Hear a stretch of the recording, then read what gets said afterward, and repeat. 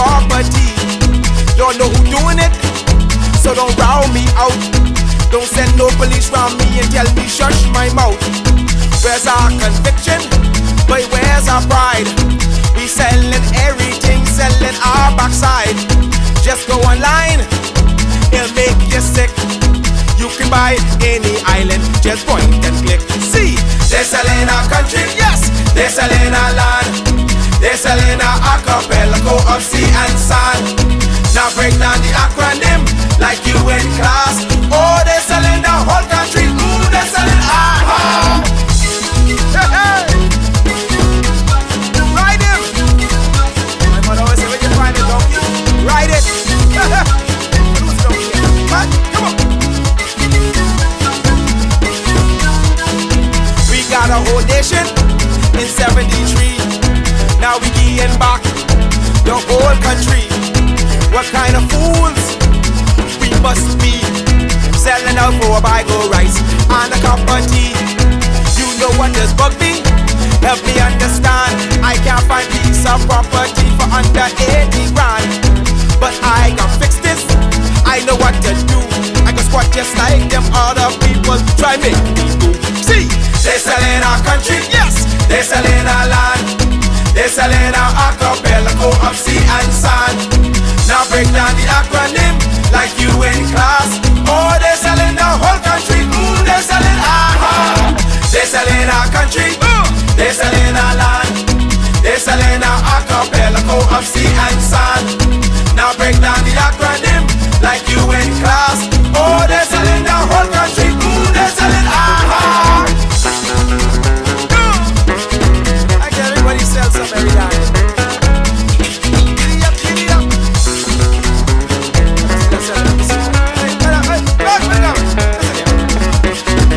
Come on. Oh, no. Let's go. Who's the donkey again? They're selling one island. Give away one key. What can be left for you and me? Is this the example? What's our kids to do? You want them have a sense of pride, or go selling too? Cause they're selling our country, yes, they're selling our land. They're selling our archipelago of sea and sand. Now break down the acronym like you in class. Oh, they're selling the whole country. Ooh, they're selling our they're selling our country, yes, they're selling our land. They're selling our archipelago of sea and sand. Now break down the acronym like you in class. Oh, they're selling our whole country. Ooh, they're selling our they're selling our country, yes man. They're selling our land. They're selling our archipelago of sea and sand. Now break down the acronym like you in class. Oh, they're selling our whole country. Ooh, they're selling our they're selling our country, yes, yes. They're selling our land. They're selling our archipelago of sea and sand. Now break down the acronym like you in class. Oh, they're selling the whole country. Ooh, they're selling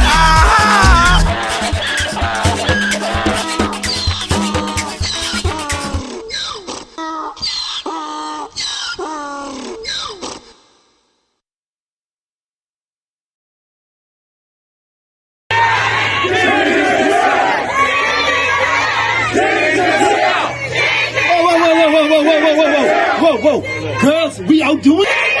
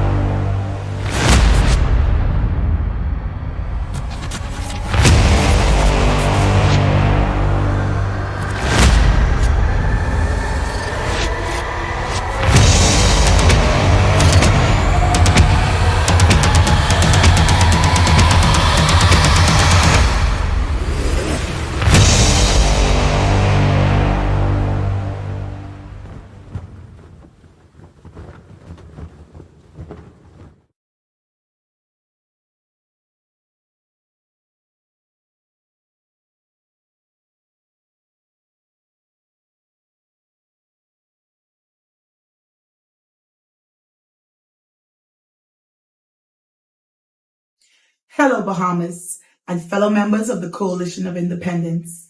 My name is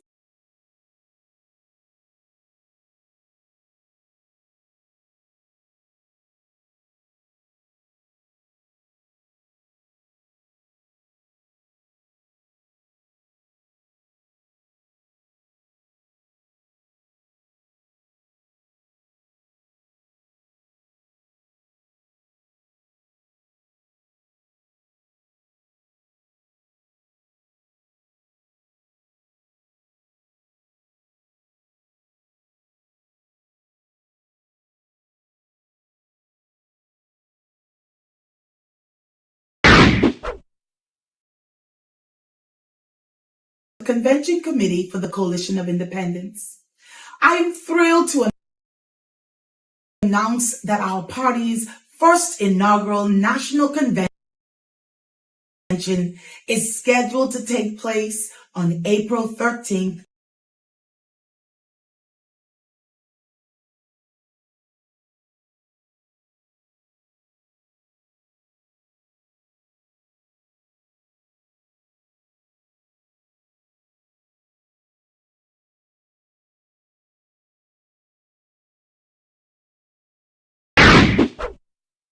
Under the theme, Good afternoon, Bahamas, and welcome. Thank you all for being here. Sorry for the technical difficulties, but we are here and we are live, and of course we're gonna have another interesting and informative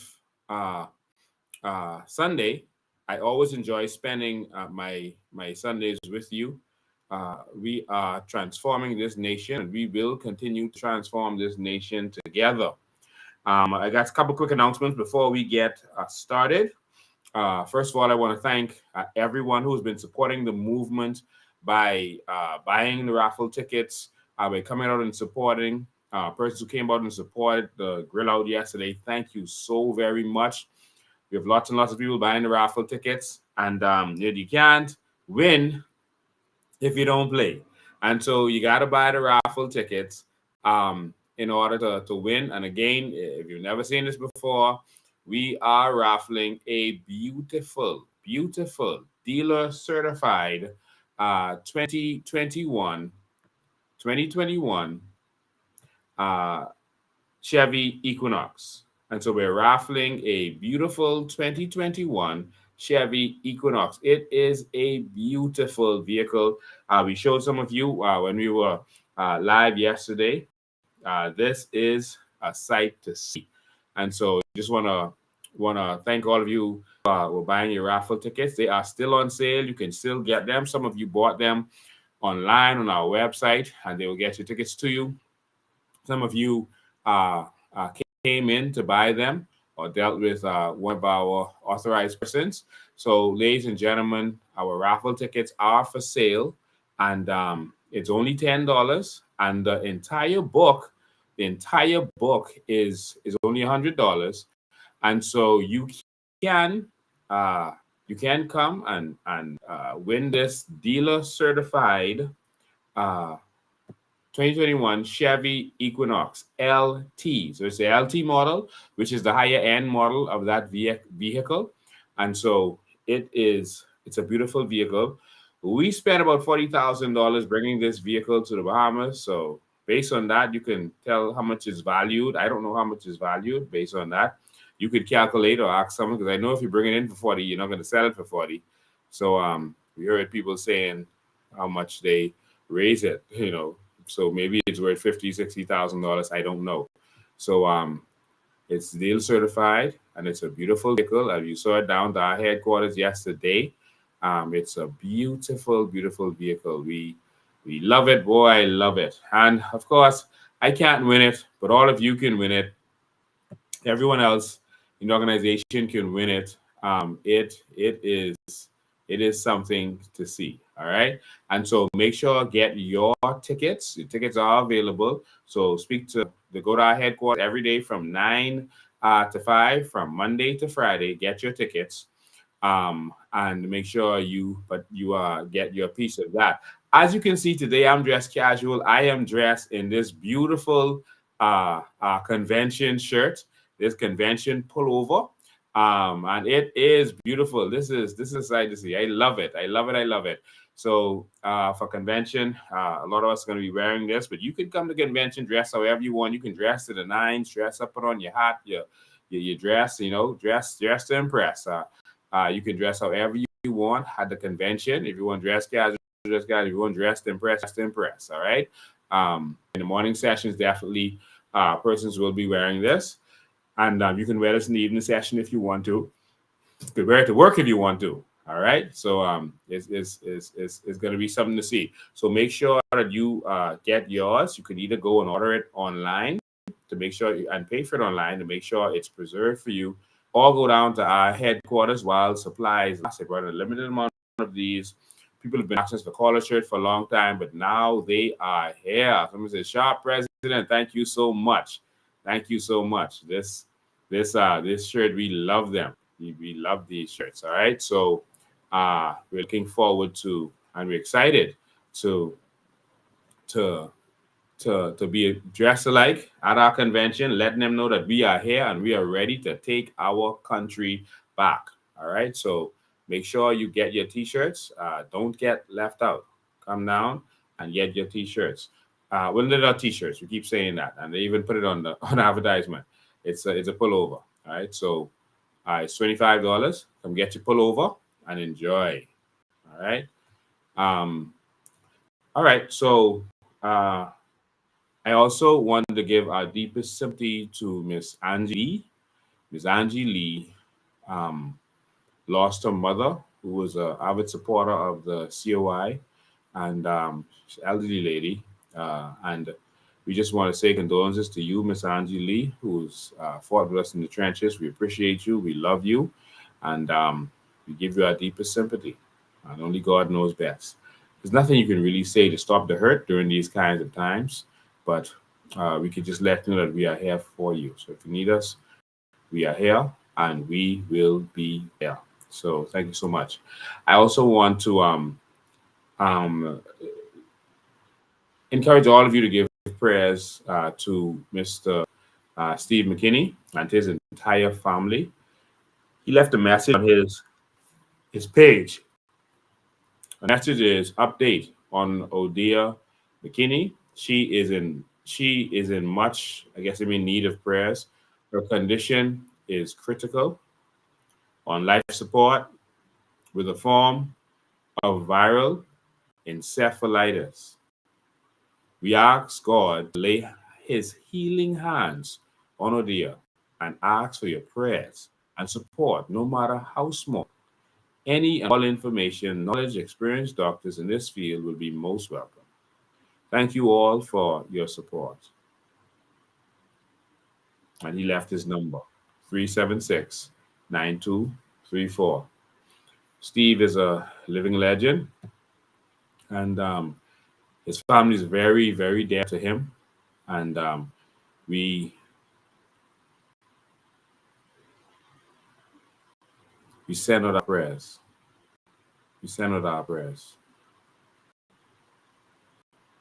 for Odia and the entire family. Wow.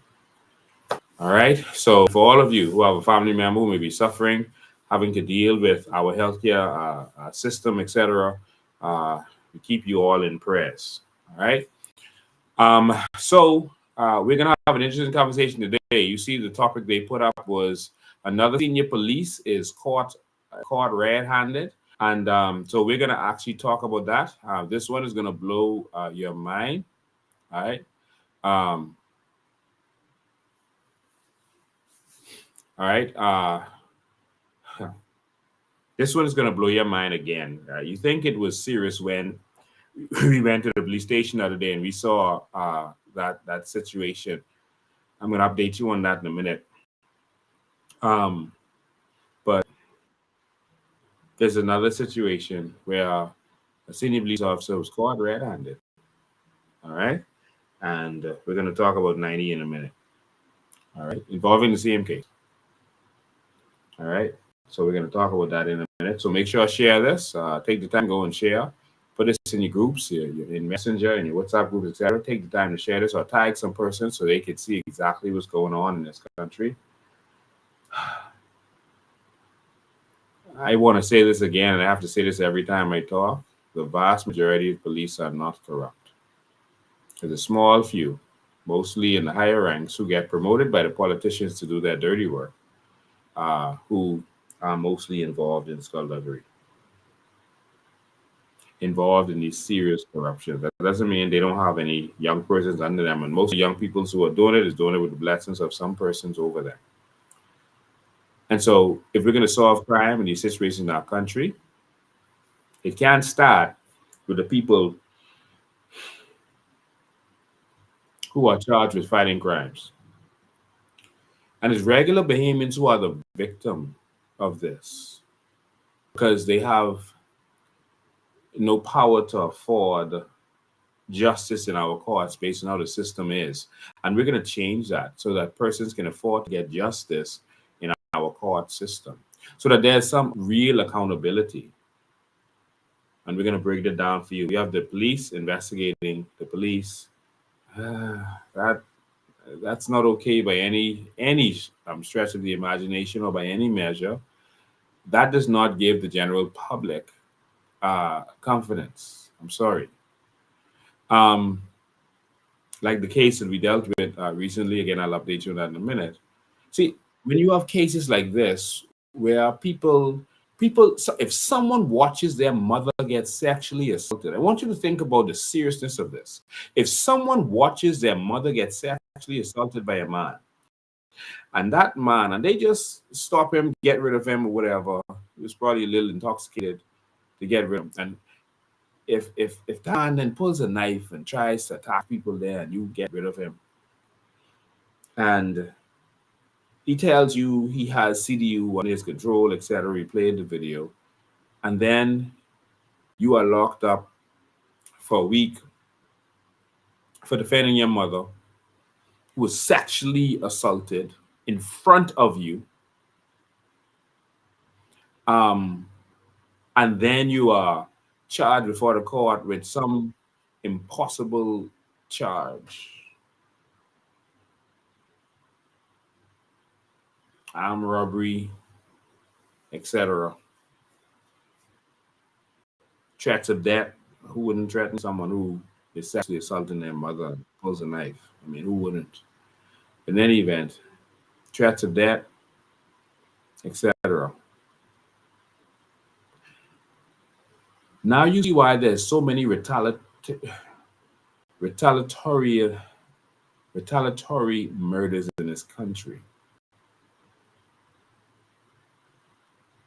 And it's hard for me to speak because I see so much of this on a daily basis. I'm dealing with it so much, and I see the tears and the concerns of good, decent Bahamians, man.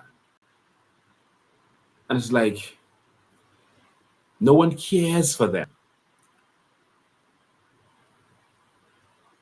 So if another family member sees that and then says, you are gonna sexually assault my auntie, and then cause with your police connections my cousin to get locked up, and that person retaliates, then you're going to come with your speech with 10 officers standing behind you.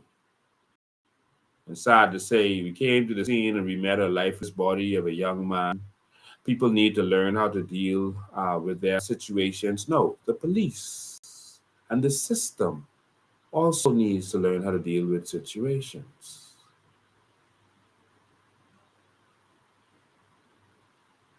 I'll update you on that in a minute. But these are the reasons that there's so many retaliatory killings in this country, because people don't trust the system. And that's where a lot of our problem lies. They don't trust the system. So we could be talking about another police caught red-handed in short order, and we could be talking about 90. If you didn't share this yet, you need to share this. Right? And you'll see what I mean by 90 in a minute. But another police. Anyway, Before I get to talking about those things, I just want to bring you up to date. Yesterday, the Coalition of Independence had an amazing day. The convention season has started. Persons flocked in to register. Delegates flocked in to register for the morning session of the convention. With the evening session, you don't have to register, and every single Bahamian is invited. Did you hear me? Family, bring your friends. We don't care who you are, PIPF, and we want everyone to hear the word. We want everyone to see what's going on and to hear from us. All right. So um, we had a wonderful, wonderful time all day. I was there hanging out with all of them, with everybody, with all our friends, some people you haven't seen in a long time. Thank you so much for your loyalty. Thank you so much for wanting to see a new Bahamas. Thank you for your contributions. This is more important than anything else right now, because if we don't win this next general election, we're in trouble. Country gone. And so this is why we're sacrificing. This is why we fight. All right. So we had a beautiful day. Some people came, and man, I've never seen one car get prayed for so much. And they wasn't praying for the car, for the safety car. They're praying to get the car. They're literally praying for the car because they wanted the car. Man, some people came in, took pictures with the with the SUV and claiming it, right? Naming it and claiming it. So I had a good time watching persons taking pictures with the SUV. Everyone says it's theirs, but if you want it, make sure you get it. Increase the odds, buy more tickets. All right, so buy more tickets. It's going to be lovely. And so people came in, they signed up, and they did what they had to do. We also had nominations for all of the leadership of the party. And so in the morning session, we are going to in the morning session, we're going to have our elections, and we're going to officially ratify our constitution. So our delegates will get our constitution early. I think as soon as tomorrow, so that they can go over it. They're going to get the constitution, and all of our delegates, and so we're going to ratify the constitution, our constitution. So we believe that we need something different, and that's what we're fighting for. And we want to thank you. And our constitution, our preamble will show you that we are different, and we are fighting for something different. All right? Someone says, that is mine. Is that Shandino Hall says, that is mine. Shanice Dean. Well, we will see. We will see. You'll be at the convention, so we will see. And you don't have to be at the convention to win the car. Just buy a ticket, and we'll get the car to you. All right. So make sure you get the ticket. All right. I wish I could give a car to everyone, like, you get a car, you get a car, you get a car, but not able to. But I can guarantee you, once the COI gets in, everyone is going to get the benefit from their natural resources and their sovereign wealth fund. All right. So we did that. We had nominations. We had a little hiccup in between there. Someone actually hacked our system. We were doing everything digitally. And they actually, after they saw us go live and they saw that we were on computers, signing people up, they literally hacked our system. All of the computers on our internet. But of course, we were able to get around it. Thank God for experience and know-how. Shandina said they got 2 books. Awesome. Awesome. All right. So we were able to get things done and get things going. So many able persons were able to register for the convention. And so our team is coming together, our army is coming together, so that we can do what we have to do, so that we can fight for this new Bahamas. All right. Kevin Williams says, Bahamians, stop wanting my SUV, please. You hear? I'm with you, my brother. I'm with you. Just make sure I get it right. Just give me one ride. So you'll have the SUV parked up by the convention, and you could drive off with it. All right. It's yours. You take it where you want. All right. So whoever wins, it's yours. All right. So we had a lot of able-bodied persons who came to be our executives, and I want to say to all of our supporters, all of our supporters who believe in this organization. I'm only telling you to vote for the most capable persons to be the executive team of this organization, whoever they may be. Vote for the most capable team, because that is a team that we're going to need, a team that is available, ready to work and ready to get to work. We need the best persons to get this done. And so we encourage you to vote not on feelings, not on feelings. Let's vote for the best team to keep us organized to win this next election. And after we put our team in place, executive team, then we're going to start revealing our candidates and the persons who are coming to lead this country into the new Bahamas. And so the executive team runs the party, and the party has to win so that our team of new Bahamians can get into our House of Assembly and put the laws in place to benefit every single Bahamian. And that is what we're asking you for. We're asking you to put a good team together, a hardworking team that can try to keep up with me and the other leaders who are there now. Put together a hardworking team and come and sacrifice, and let's get this done. Let's go and take this country back. And once this team is together and we're ready for battle, we're going to hit the ground running. The election is going to be called next year. I guarantee you, I promise you, the election is going to be called next year. Remember me saying that to you, because people forget easy. By next year, they'll forget that, oh, Lincoln being told us that. The election is going to be called next year. Okay? And there's a few things that's determining that. One, they're going to watch the F&M convention, and if the F&M convention causes a lot of strife and turmoil, then they're going to call an earlier election to act before the F&M gets it together. That's what's going to happen. All right? And so be prepared for that. They're going to call. That's going to have one of the determinations. The next determination is that our government was told that this new corporate tax that they're putting on these foreign companies is not enough. And so they are told that they have to bring an income tax. You heard it.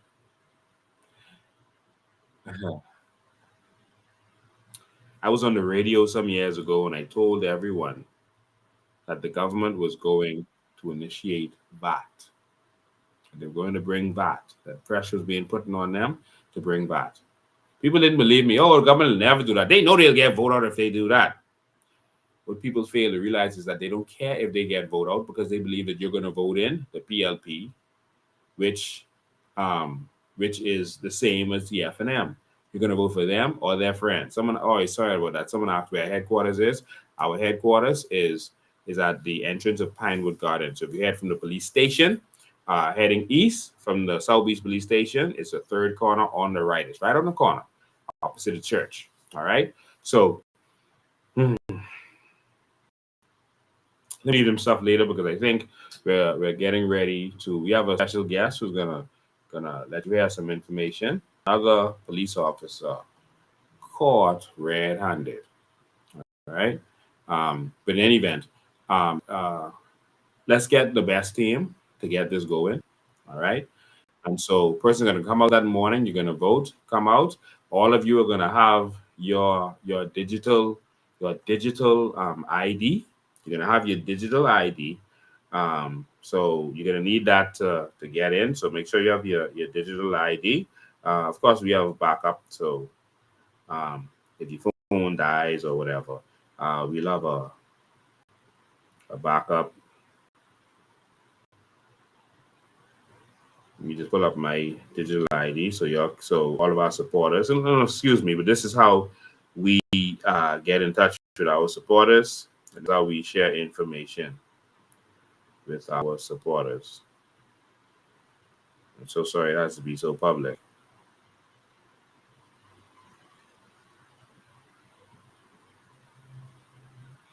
All right, so Yeah, so your digital ID is going to look something like this on your phone. I know this is a big phone I have, Galaxy Fold, but see here, it's going to be, yeah, it's going to be something like this, and it has all your information on there.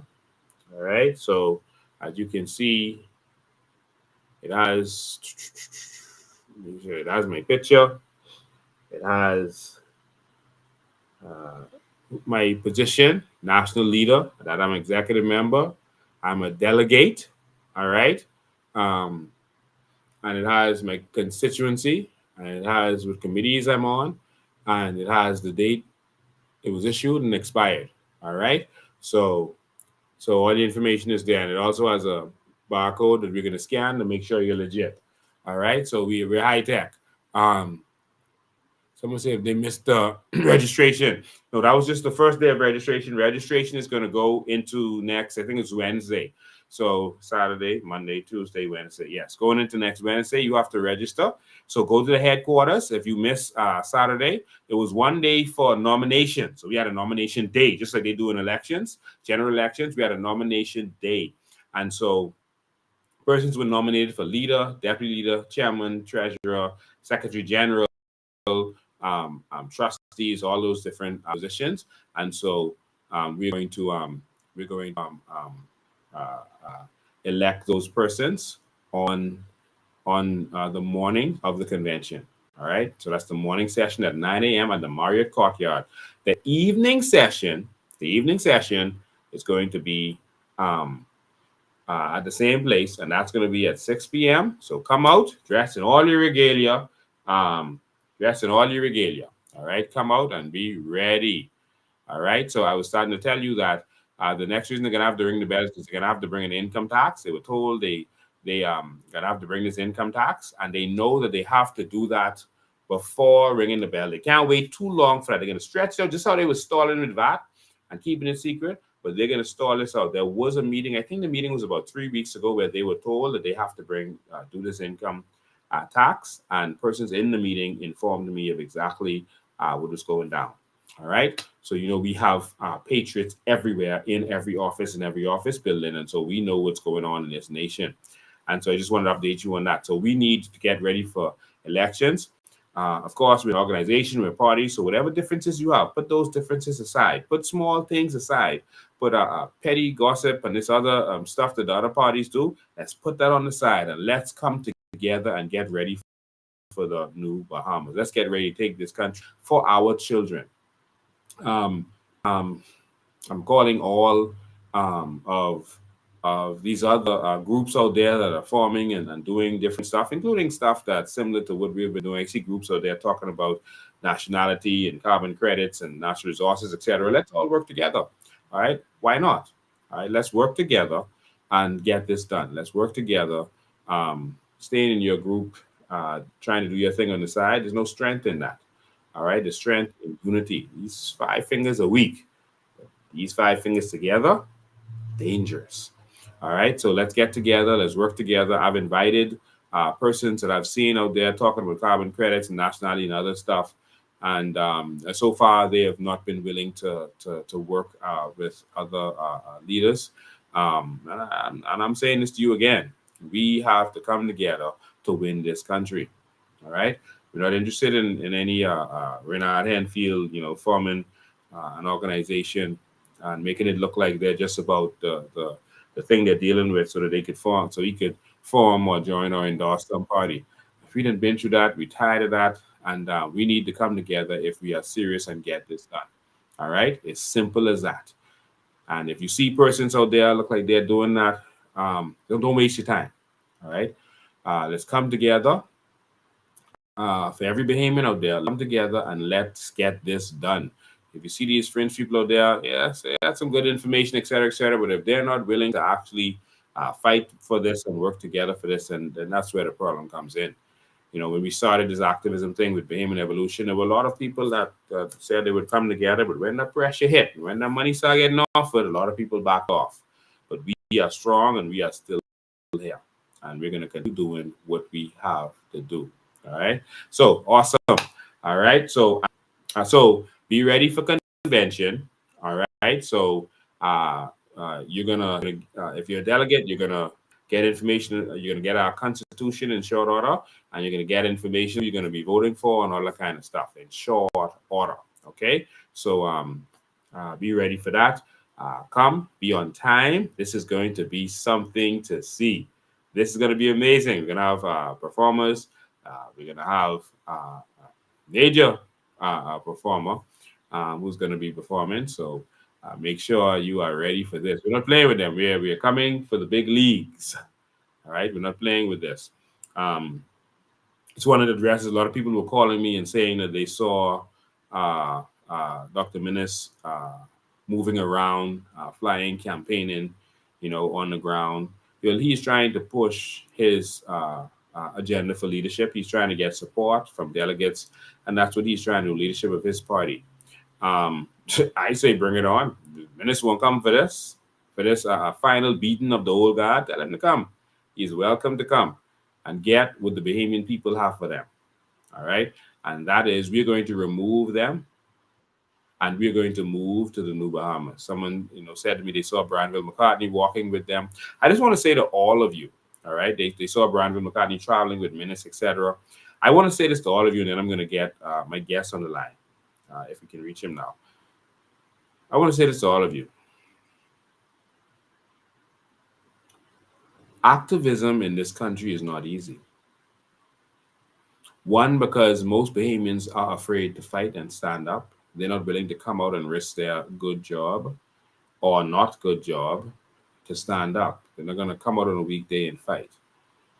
And as soon as you stick your head out there, either they're going to whack-a-mole you, try to cut your head off, or they're going to try to buy you out, which is what they try to do first. They come and try to seduce you and buy you out. And for a lot of people in this country, they control who makes the money. That's why they don't want you to benefit, because that's how they control you. They want to control who gets the money. When I saw Halsbury Chambers advertising that they were renting parts of their office, I guess they were trying to make ends meet. Halsbury Chambers is the law office of Branville McCartney.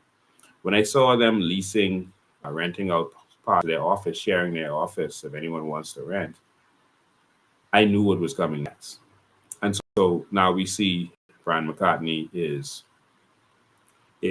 traveling with Dr. Minnis, and is when he said he was not willing to come back to politics, people are ungrateful, they lie to you, all this stuff that was said, and now he is trying to make a comeback. This is a difficult road. I want you to understand that. And it takes a lot of strength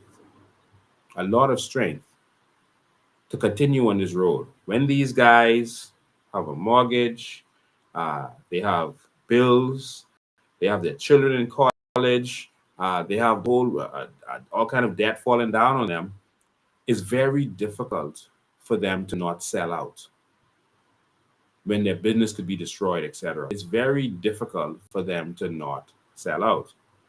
And so I want you to understand that these guys will sell out. And that is why I told you, we're not just going for the qualified. Some people say, go get this one, go get that one.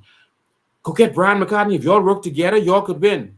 What's the point of winning if someone is going to sell out? What's the point of winning if someone is then going to get a check and then they're going to say, listen, just take this check and cross the floor? We don't need to just win. We need to win with strong, patriotic Bahamians who are willing to sacrifice and live under the bridge and eat dirt before they sell out. We need persons like Randall Fox, who's going to stand up and say, keep your blank check. That's what we need. Every day, Brave Davis is setting offers for Veronica McIver. They're trying to buy her out, and she's told them no. She's not doing this for money. She's doing this because our country is falling apart. She can't leave this country to her children the way it is. It's going to get worse. They're trying to buy out Maria. They're trying to buy out Miss Green. They made offers to Cara. They made offers to me, millions of dollars, and position in government now. I told them, hell no. I will eat dirt first before I sell out. And so there's this rumor going around. People are saying, we're not seeing Lincoln out in the media anymore. He probably sold out. I'm hearing that from a lot of people. And I always tell them, listen, I on every Sunday at 5 p.m. on my grounds, on social media. This is my dwelling place. You want to find the shark, go in the water. Find the lion, go in the savannah. Find the tiger, go in the jungle. This is where I reside. This is where I fight. This is where I send my message. All right. And so we just wanna when you have people say that, let them know I'm on here straight through. All year we were fighting. We've been in Abaco, forced the government to come to Abaco and start finally doing something over there. All right. We are fighting for Bahamians every single day. We have not stopped. But of course, the media has blocked us. So the government, I guess, is forcing the media to block us so that people will think that we are not here, who are not up to date with social media. Some of your family don't have Facebook, so even if they get the link, they're not able to participate. So we want to share the YouTube link with them. We're on YouTube right now, so this is YouTube on the screen behind me. You'll be able to see everything loud and clear. And I know you see some text on there. We put the text on the side of the screen right there because sometimes Facebook, social media removes some of the text. They remove them. It's almost like some editing going on. There's some censorship going on. So I always put it there. If you want to see it good, just turn your phone sideways and you'll be able to see all the text clearly. All right. So I'm gonna get a gentleman on the line. Let me just call him. Let me see. All right, so I just got an update. The registration is up to Tuesday, not Wednesday. All right, the registration is up to Tuesday. So you have Saturday, which is gone. You have Monday and Tuesday. All right, so register. So you can register after those days. So please make sure you register for our convention. So I'm going to try to get this gentleman on the line. Let's see if we can get him on the line. And then it's on.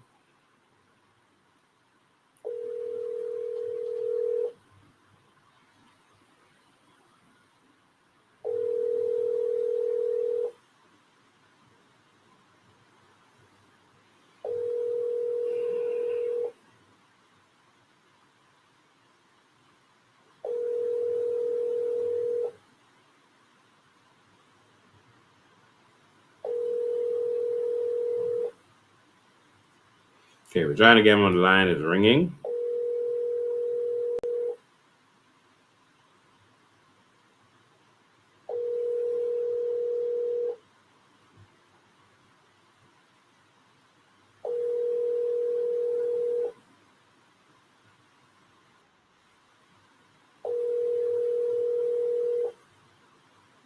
Okay, not getting him there.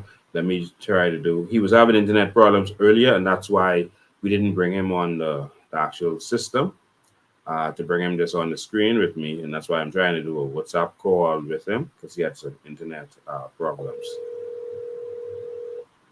And I wasn't able to do it from in the same place as him.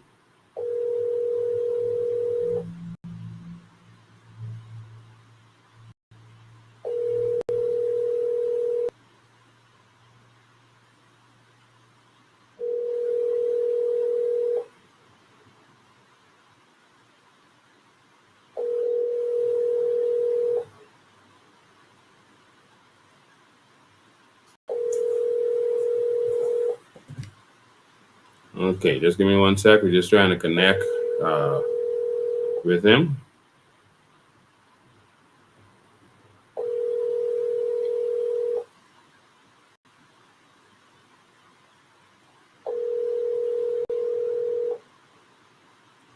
Oh, Dan, do something to this young man.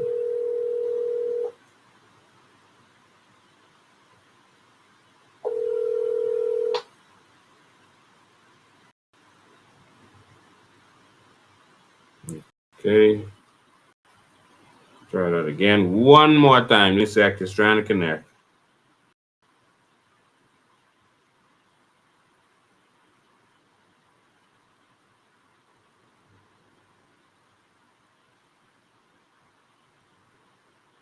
All right, let's try that one more time.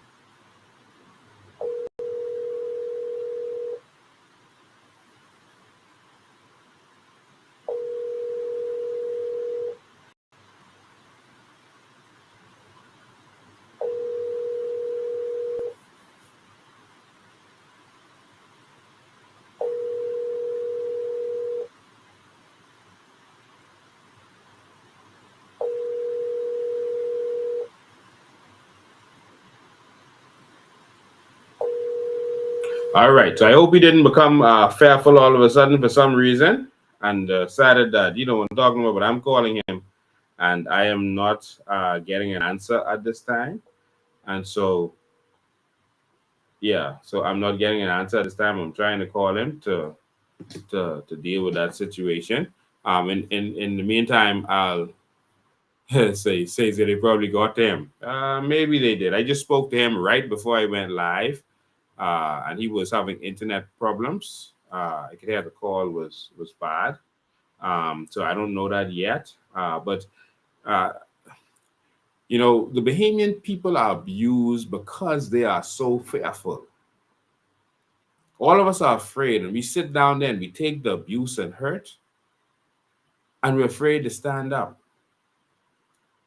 And it's these politicians, these soft politicians, who have Bahamians living in fear.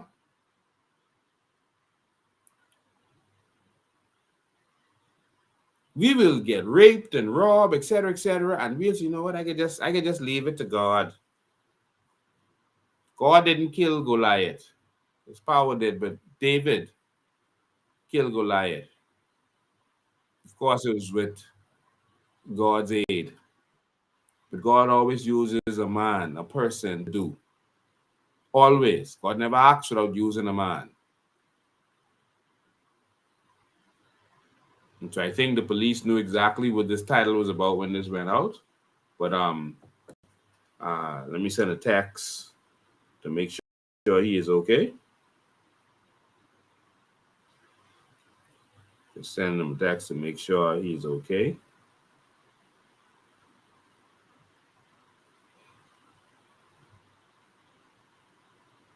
Because this is a serious situation.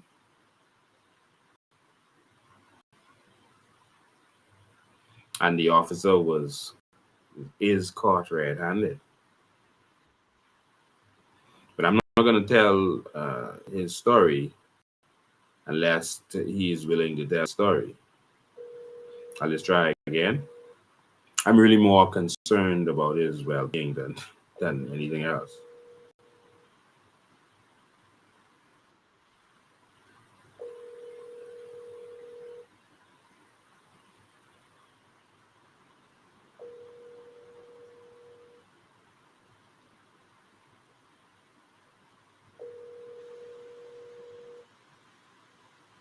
I had another gentleman I was trying to, I was going to bring on the show to tell his story and then to fight for him and with him.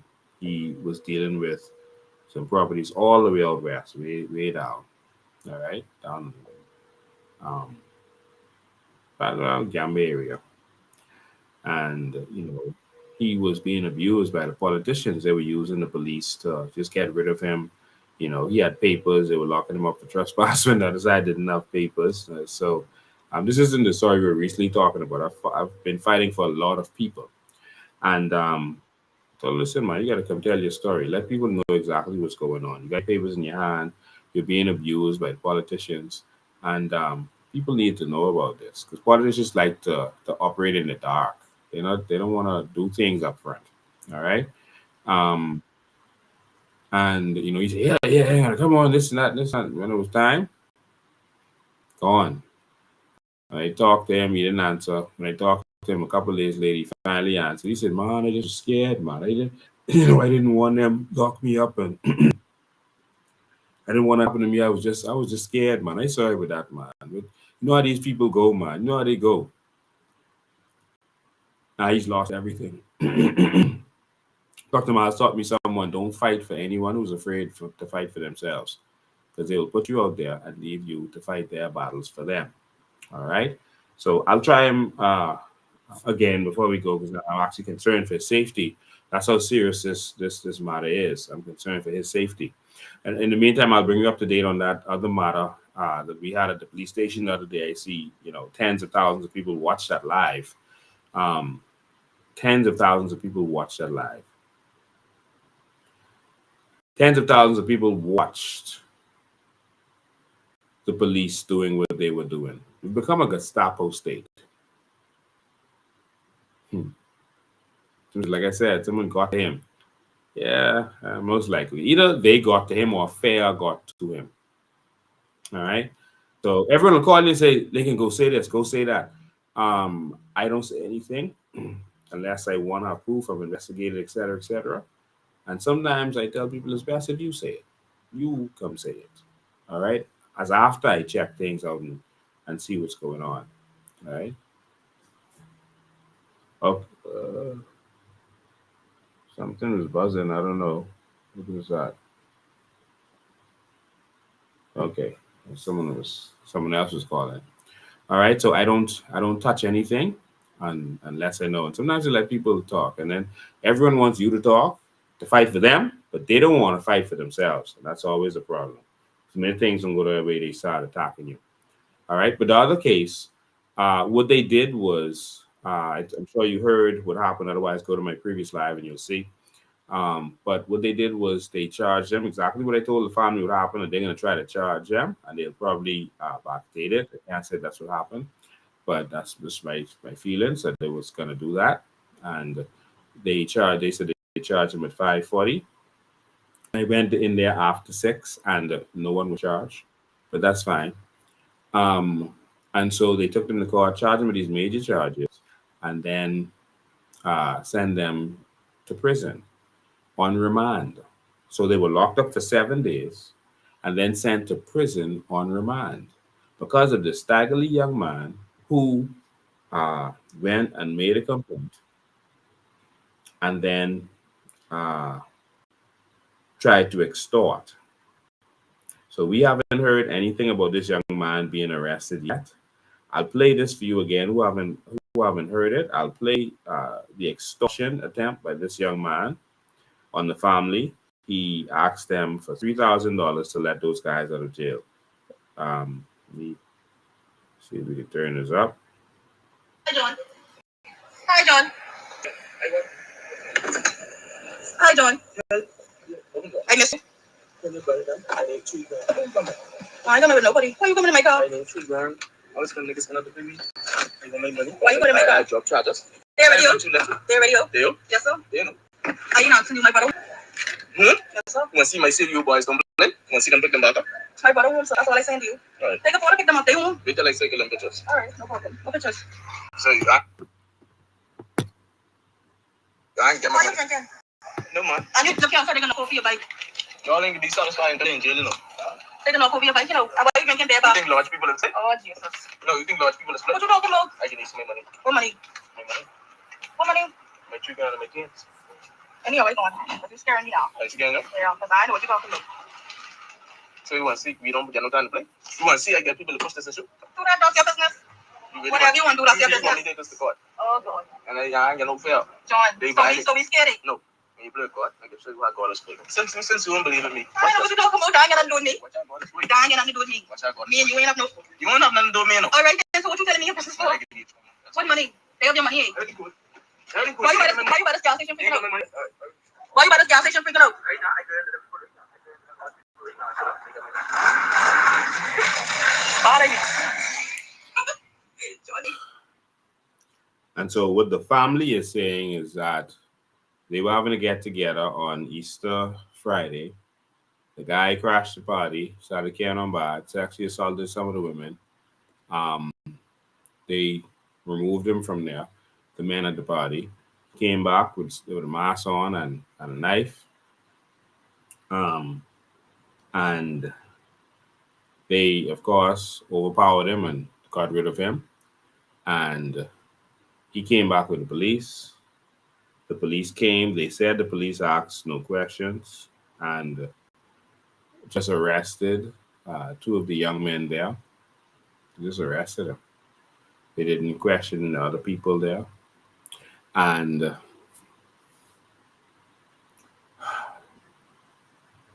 they took those guys and held them for almost a week. It was really about 6 days.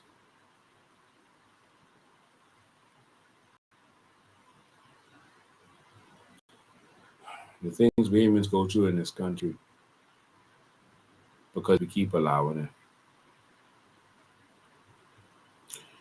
They held them, and when it hit the fan, when they realized that they were in trouble, they charged them and sent these young men to court. One of them is a mechanic, a respected mechanic, and one works for a large construction company in this country, very large construction company. His boss is willing to do anything to get him out. But alas, the young man said he has CID on lock. So, when we have that kind of situation, what do you do? All right, I'll try the gentleman again. Let me see if I get him.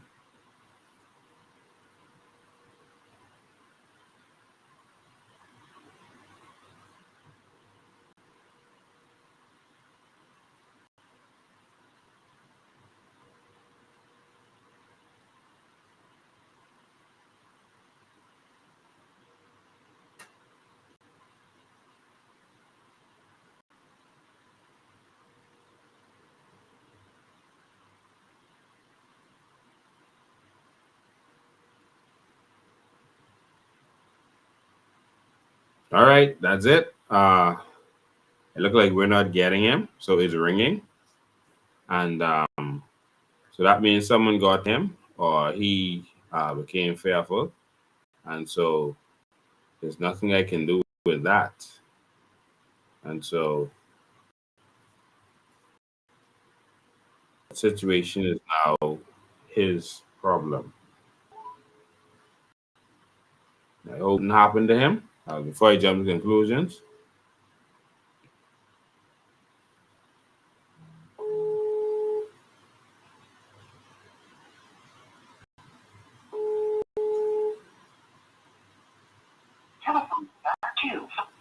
yeah, I think someone got to him. Well, that's on him. All right, that's on him. I won't deal with his situation. That's for him to talk about.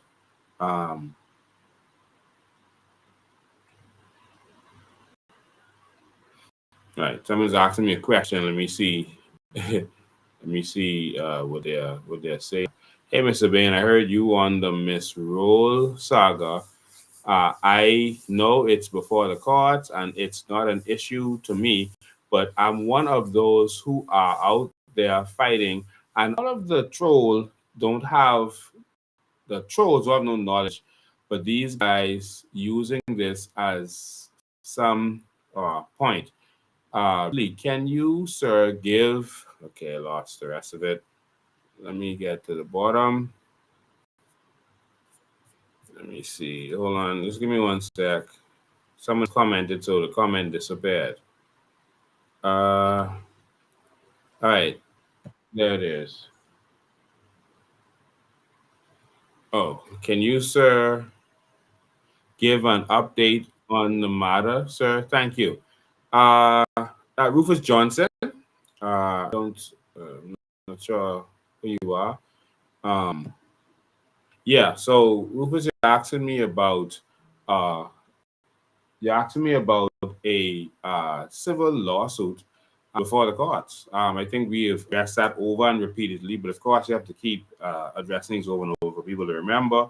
I had come and put everything on the table, including all my emails and everything else, to show persons exactly what this is. And so I, along with some others, own the shoe store. Some of us invested in it, and some of us invested in different ways.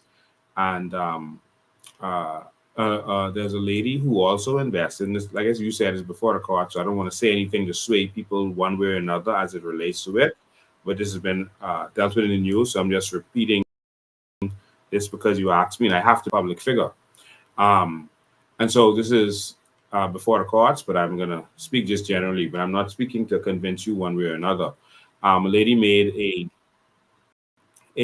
an investment. She wanted to buy into the kids' shoes in of our stores. She had some story that she had lupus and something else was wrong with her, it was terminal, et cetera, et cetera. So she wanted help so she could leave some of her kids, et cetera. And so she eventually convinced the female managers at our store to work with her. They allowed her to buy out the kids' shoes section because we focus on the women's shoes. And it was a department store, so different people had different parts of it. Mitzi recently died, who owned Signature Dream. Not Signature Dream, Signature Styles. She dealt with the clothing part of that, and someone else dealt with jewelry and perfume and different parts of it. But this person decided that they had just come on board, and then a fire happened, and so they were trying to find apparently some way to get their monies back. So they said they made an investment, and so they feel that I should pay them back personally. Whenever you have a business, someone is involved, they try to go at the person they feel has the most resources. And so instead of going after the business, they went after me personally. They came with some paragraph of the document saying that they gave me $36,000 based on this paragraph. And the person was a banker. And they just said that they had an agreement with me, with my signature, with just a paragraph saying, I give you $36,000, you pay me back this amount in this period of time. And I was supposed to pay them back. And that was that was interesting. But she was asked, okay, if you paid him this money, how did you pay him? She said she got a check from the Teachers Credit Union. The Teachers Credit Union gave her a check for $36,000, which was a portion of the payment. The full thing was supposed to be 40, she said. But she said she gave a check of $36,000 that was written out to her in her name, and she wrote it, and she gave it to me for me to cash. Okay? She gave it to me for me to cash. Meaning deposit it on my account, not necessarily cash. And so it was brought up that that's impossible. You cannot take in this world, have a $36,000 check written out to this woman, and she gives it to this man, and he can walk into the bank and cash that check. It was in her name, yes, in her name. The check was written out to her. This was she testified in court. I showed all the documents. I showed her testament where she said that. No one asked her that. No one pulled that from her. She just said, okay, that's how she gave the money. Now, she had said she gave cash. She gave me cash. Then I guess I would say, okay, they got me. That's it. But she said she gave a check written out in her name. And that check was then given to me for me to cash. That's how she paid me. So we said that's impossible. And the case kind of went away. She never showed up again after she was asked to bring the check. And she still hasn't ever brought the check. So we assume that thing, there's no way that we could lose that. Even I had given Don Sanders a large amount of money just in case, for some reason, I didn't win that case. I gave him a large sum of money to hold in escrow just in case, to pay himself and to pay off whatever. I'd given it to him. And after that, it came to that, Don was like, listen, Lincoln, there's no way, it ain't even impossible, remotely possible, is impossible in this world for you to lose this case because it makes no sense. It doesn't make sense. All right. The judge was Cheryl Grant Thompson. The judge was Cheryl Grant Thompson. Okay.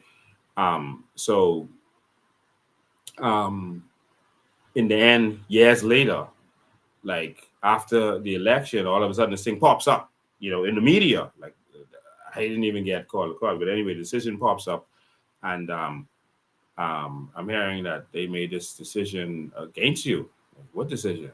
When they said, I was like, wow, how? And so this is the case that they keep popping up. It's not a criminal case. She's not saying anyone stole anything from her. She's saying she invested some money and she is supposed to get her money back. So it's not saying no one stole anything from her or anything, but that's what it is. So I don't know how you could lose a case where someone says that they paid you in a check written out to them. And if that is the case, then we have a serious well, I shouldn't have said what I said just now. The courts have a right to make whatever decision they want. That's their choice. And we'll see what happens. I've appealed the case to the Privy Council. Now, when you go to court, and this is not referencing my case, this is in general. When you go to court for a matter, if the first judge made a decision, the second set of judges in the appeal court can't go against that decision based on just the fact of the opinion of the judge. The judge got to hear the case, they got to hear the witnesses, etc., got to see them, got to identify all the documents in front of them. So it has to be something serious or different for them to go against the first judge. So it's very difficult to get something overturned on that level, all right? Because they need something special to overturn it. And especially, it won't be overturned because if the judge say, I just didn't believe this person, it's half of them say, well, the judge said they didn't believe that person, so.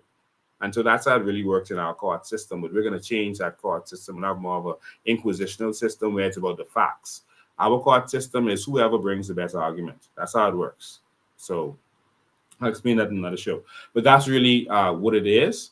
And so I didn't feel that I had anything to pay. You did a transaction with the business. And based on that conversation, I didn't go into all the details just now, but I have another live where I dealt with that. You go search it and look it up. But I didn't feel I had anything to pay. I know I didn't. And in the end, if the Privy Council makes a different decision, then they do. All right. That's it. And so you see what I just did? I came out and explained myself. Has Brave Davis explained himself about the whereabouts of Samuel Nanny Knowles' money? Has he? Has he explained himself about why there was a robbery at his house? Has he? Has he explained himself about the Cuban lady who claims that she inherited $10,000 from her husband, who was Brave's client, and she only got $70,000 out of $10 million, and she did not get her life with key home? That Brave reportedly tried to put the home in his name. All right, the Miami Herald did a story on that. Okay, and what about the $100 million in the Weiss Fish money from Brave Davis? Where Brave Davis went and tried to, and we've shown all the documents for this, Brave Davis has went and tried to use our crown land to give to the Weiss Fish brothers because some of the money was spent. Okay, what about that? And I'm saying that based on the persons who are now, because mostly it's PLP trolls who come with this stuff. Now, if they need me to do an expose on Brave Davis and other PLP members of Parliament, so you could see who really has court cases. We've had a sitting PLP member of Parliament who was evicted from his home by the bank while he was sitting member of education, a Minister of Education. All right, a civil case. Anyone can have a civil case. I can sue anyone on here right now. I could walk up to someone in the road and say, I'm suing you because you didn't walk around when I was walking. Now, that don't mean I can win, but you can sue anybody. So having a civil case doesn't mean anything right or wrong. But the fact that they have nothing on me is why they keep bringing up this civil matter. And when they talk about it, they say he was found guilty. How you get found guilty? You have to be a PLP to be dumb enough to say that. How are you found guilty in a civil case? It's not a criminal case.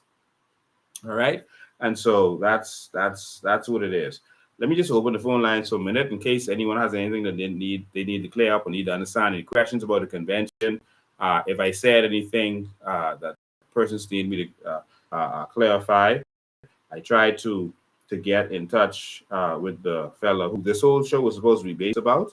But of course, I think someone got to him, and I think he is terrified right now And so, yeah, I understand. You might feel his life is in danger, and here, and that's what it is. So the phone lines is 803-5995, 803-5995. We take it off. Do not disturb. 803-5995. You can call on WhatsApp or on regular line. On WhatsApp or on regular line. Make sure these phones are on. So yeah, so that's what that case is about. I don't think there's any business person, any real business person who has not had a civil case. That's not going to happen. All right. And so for the PLP trolls, if y'all want to have a conversation about Brave, then we can have a conversation about Brave. I could even take the rest of this show and pull up Brave files if y'all want me to do that. But I don't want to get distracted, talk personalities and personal issues. I want to talk about the real stuff that's going on because our people are suffering in this country. Nothing in this country works. And so, their thing is to try, let's find anything on them. If these dudes had anything on me to lock me up or any wrongdoing that I have done, if I ever owed NIB, you ever heard them say I owe NIB? You ever heard them say I owe BC or whatever? Or you ever heard them say all the retail business that I've done? You ever heard them say I owe customs or I defrauded customs at any time? Can you hear them say they have all the files? They're the government. They could pull up anything on me. They can't pull up one real skullduggery or one real item, nothing. They can't find nothing. Just gossip. And this lawsuit where the woman said she invested and I have to pay her back personally. Okay. Well, if you feel that way, then it's going to go through the process and then we'll see what happens. As simple as that. All right. So we'll see what happens with that. But yeah, so do a quick search on a Google search on Philip Brave Davis, and you will be able to see that I don't think the PLP should be running on that. I think you all need to find something other than that to deal with, because if that's what you're gonna run on, I'm gonna lose, and I think you're gonna regret that. All right. So what I'm about is fighting for the Bahamian people, and that's what I'm going to continue to be about. Lord, my phone ain't ringing. You know one calling. 803-5995. One of this on silent. 803-5995. 803-5995 is the number. I am calling on the leadership of the police force at this time to do what is right for the Bahamian people. I know you've always been controlled by the politicians and you do whatever they tell you to do. But come on, man. It's time for something new and something different. That old Bahamas isn't working out.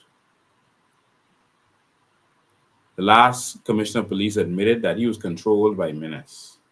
This commissioner of police received money from Brave Davis administration, received a settlement.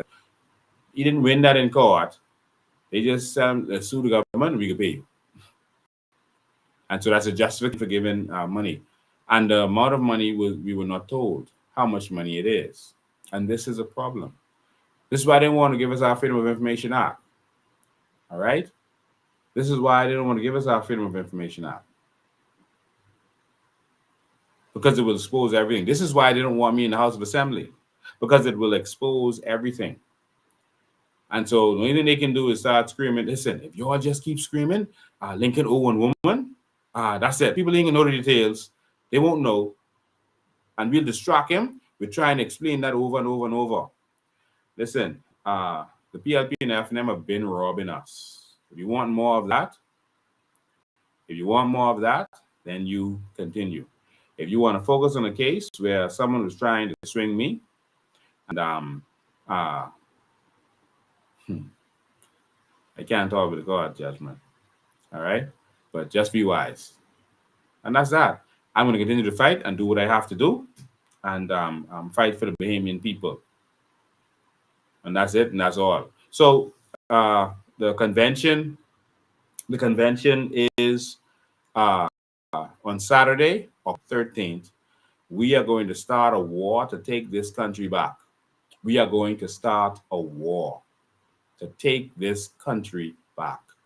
We're going to assemble a machinery. There's a lot of people saying we need to protest, we need to hit the streets. The time for protest is over. Protest is telling the government, we want you to do what is right. We don't want them to do what is right anymore. We don't want them to do nothing no more. We want the government, we want you and the opposition to get lost, to get out of the way, and let real Bahamians do what they have to do. That's what we want. All right? That's what we want. Get out of the way and let us do what we have to do. I got a little short video I wanted all of you to see. Let me see if it'll play, because so far I've been putting up the videos and these videos are blocked. Let me see if this will play. Yeah. This one. Okay, let me put this one first. Let me see if this will play for y'all. I see, you know, we've been running the country since the election. Everything that we address, the government comes and they try to hurry up and deal with it, because they were told to either copy us and try to address stuff we deal with right away so that we don't get any traction.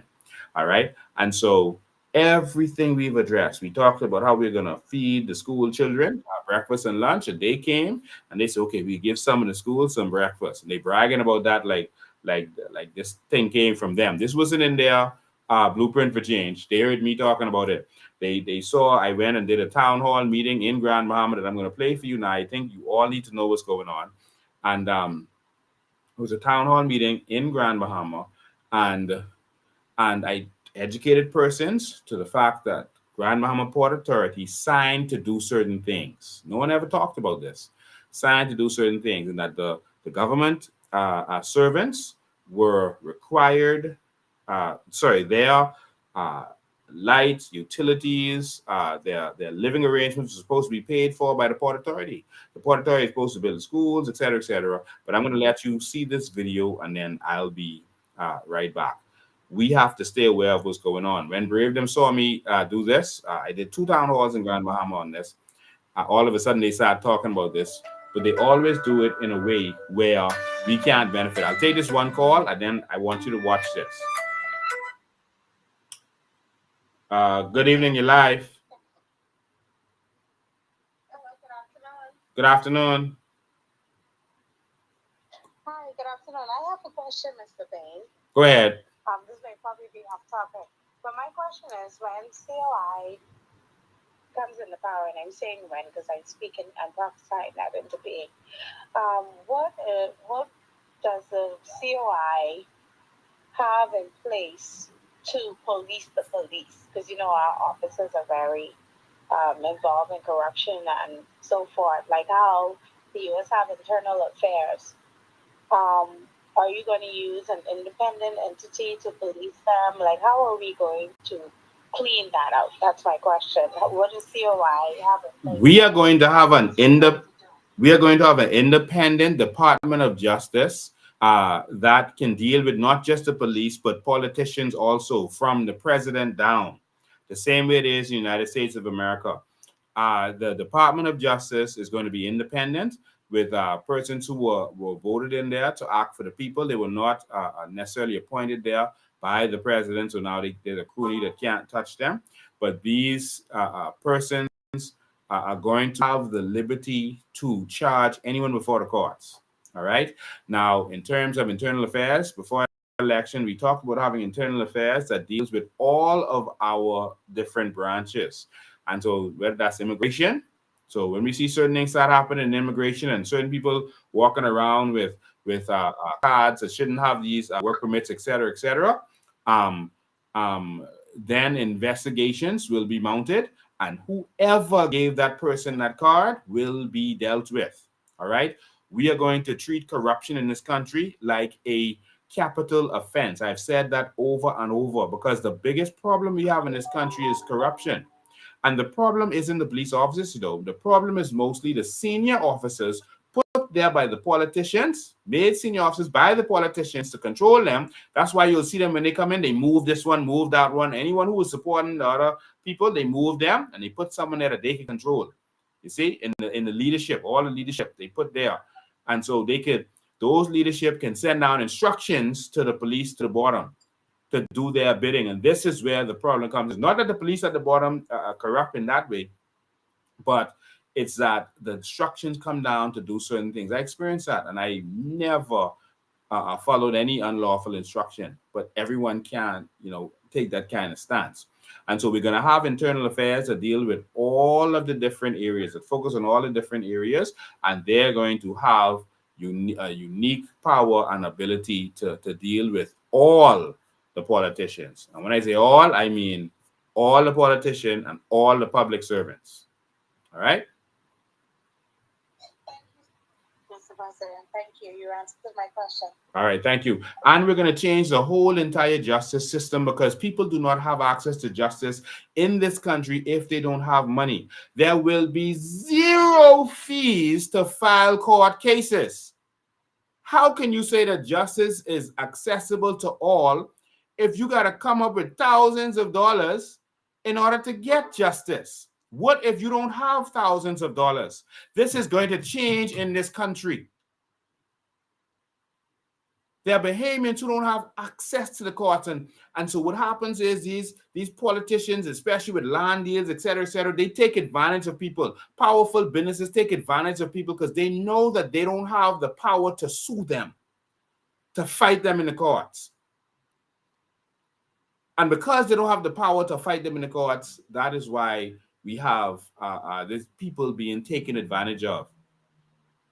You could have police that will hold people for more than the 48 hours. I experienced that, but of course we're suing them now, because they know most likely this person can't sue.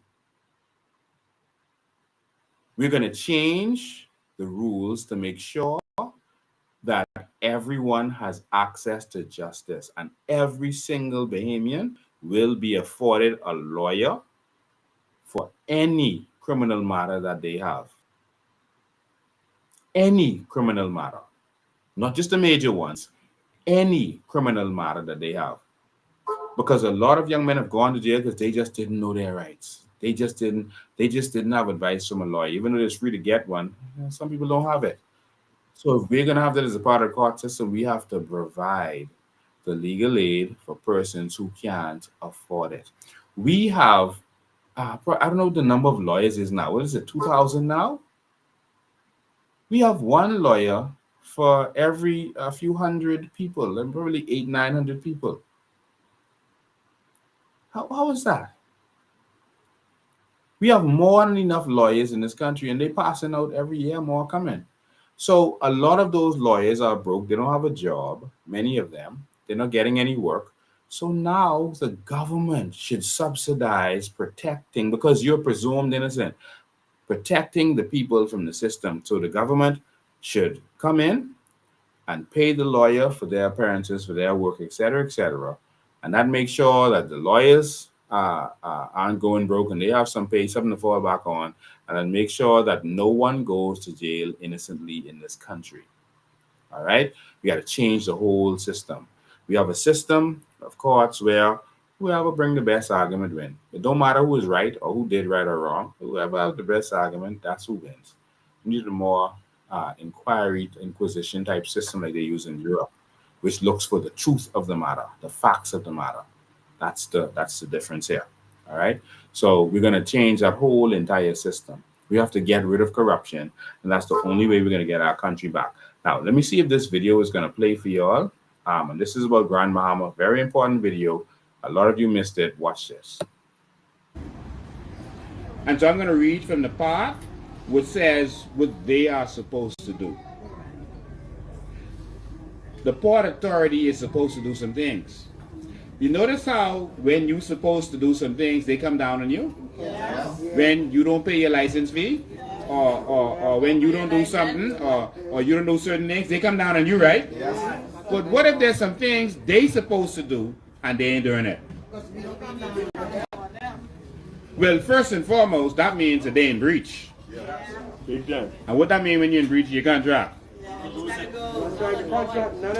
Null and void. Who ready to read? Yes. All right, my boy getting close. Getting close. You won't miss this. And so I'm reading the part where this is what they supposed to do. I'm reading all the fluff and all that kind of stuff, right? Getting straight to the point. It's on page 4 of that agreement. Now this agreement witnesses in consideration of the premises as follows. Consideration mean whatever you put up for this agreement. All right? I might do work, you might do money. That's consideration. I give you land, you give me money. So that's consideration. All right? That means two people supposed to do something. And if one person didn't do it, one, either you commit a crime, because that's fraud, like false pretenses, or worst case scenario, you're in breach of contract. That's clear? Yes. So one of the two things is what the situation is. I leave y'all to judge. So we can read this. It says, it agrees on the premises as follows. The Port Authority hereby covenant with the government that unless prevented from so doing by act of God, that's the only thing we could stop them from having to do this stuff. Act of God, that means God do something. Insurrection, that means y'all came and started, breaking up the place and slaughtering them so they couldn't do what they're supposed to do. Riots, civil commotion, war, or warlike operation, strikes, lockouts, force majeure, or any unforeseen or extraordinary circumstances which may be reasonably considered to be beyond the control of the Port Authority, including the inability of the Port Authority to obtain or employ the necessary labor or to obtain or secure the necessary materials, right? If these stuff don't happen, then they will. So that means I ain't never heard but no war in Grand Bahama, no insurrection. Your belly won't protest. Your belly won't come out to nothing. Grand Bahama ain't coming out in the sun. Or the draft. And so none of these stuff I heard I've ever experienced in Grand Bahama. So none of that stuff happened. So they don't have no excuse, right? No. Okay. So they will, and I'm going to start from subsection 5, paragraph 5 of the document. All right? Because they talk about how they're supposed to dredge the harbor, all that kind of stuff. And so we understand that. We know that. So I ain't reading all that. Right. I get straight to the point for the sake of time. This is what they supposed to do. And I have to question y'all because y'all must know. Right? Y'all got to know. Y'all live here. This is what they supposed to do, and y'all can tell me if they doing this. Upon completion of the dredging and construction of the Deepwater Harbor and wharf referred to in subclause 1 of this clause, and upon the establishment of the first factory or industrial undertaking within the port area at their own expense in all respects, this means they have to pay for this, they have to cover all expense for this, this is Port Authority. A, they must provide school rooms, school teachers, and educational facilities. Y'all don't lie on these good, decent Christian people from the Port Authority. Y'all ain't saved.